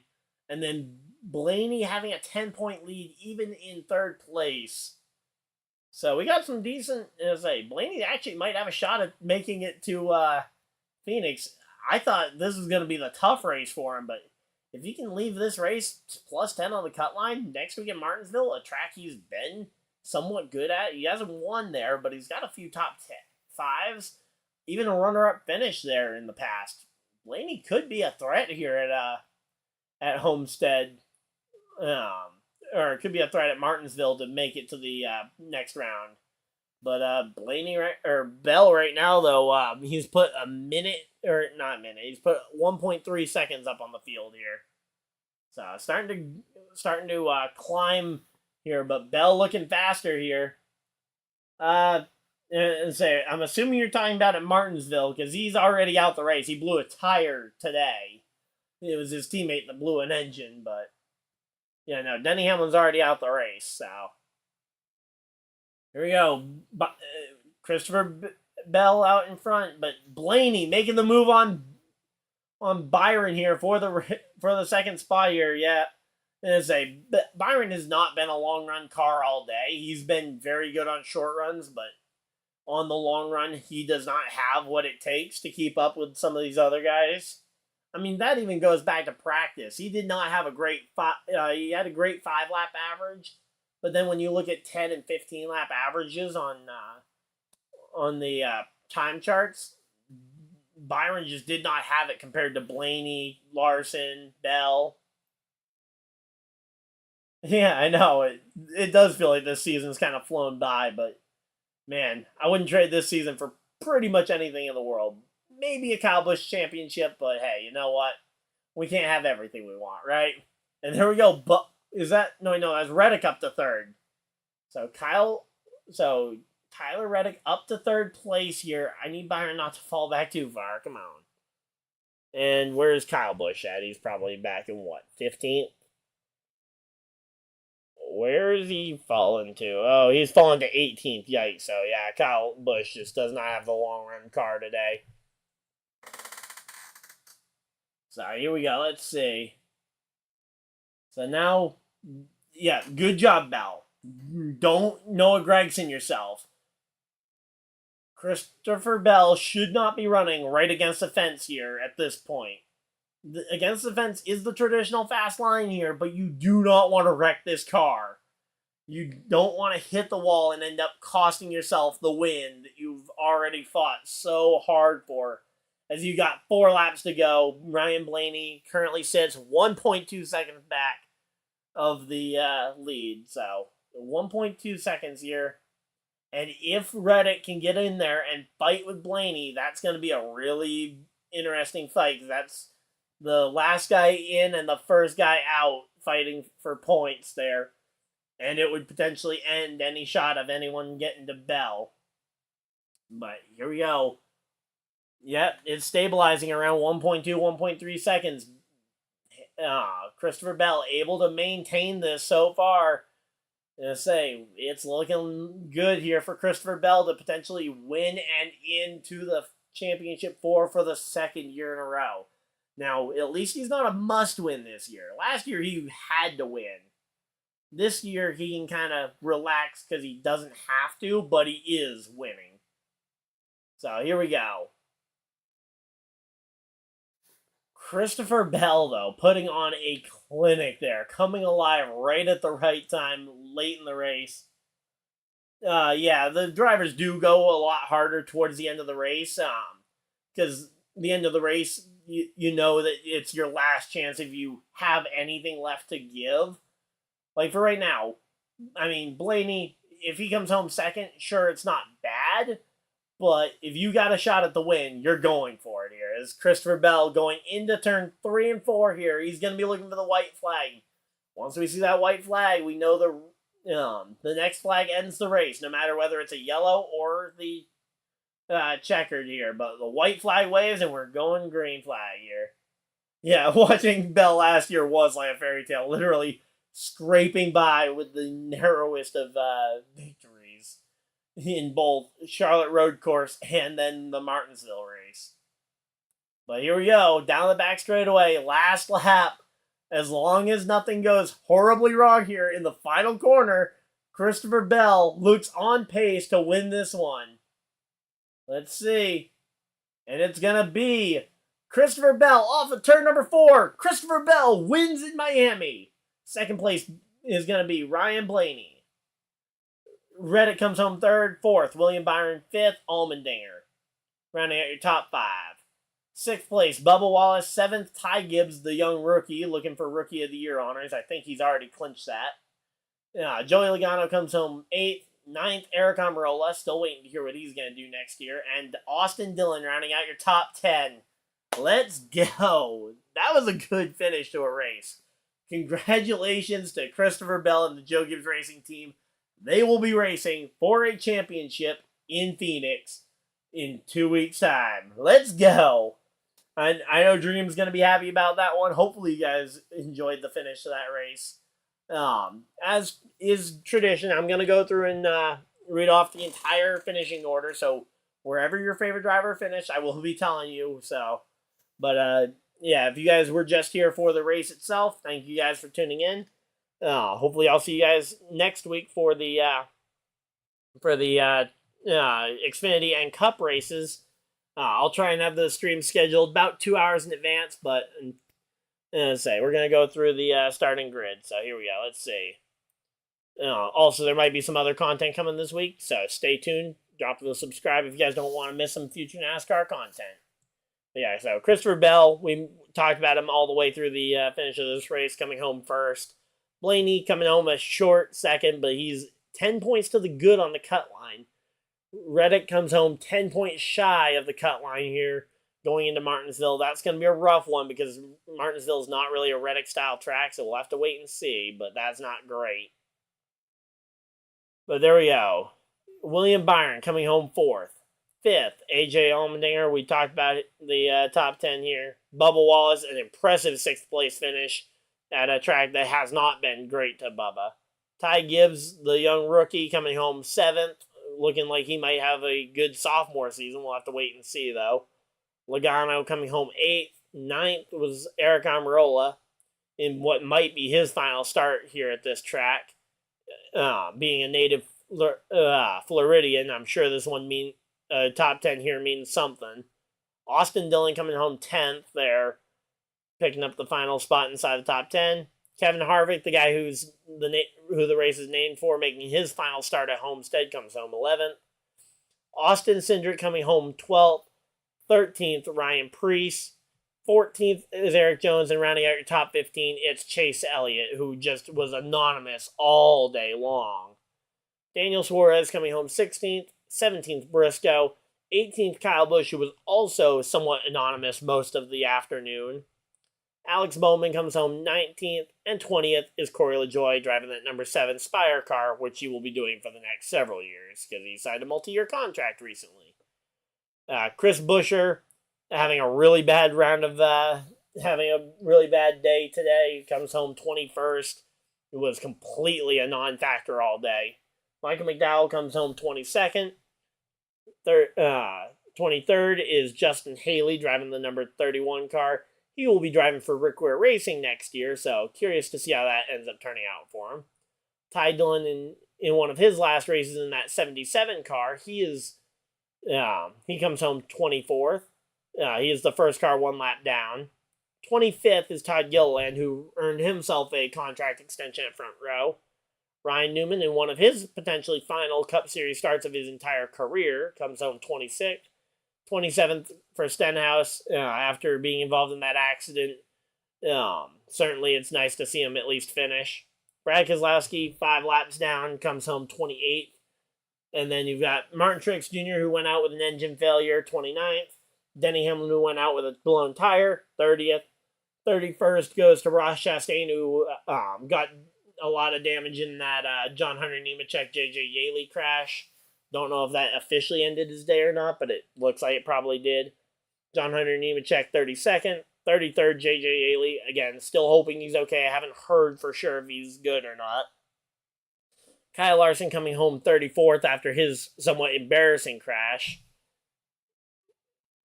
And then you've got Josh Bilicki coming home 35th and running out your 36 car field here today. It was Harrison Burton driving that number 21 Wood Brothers Racing Ford.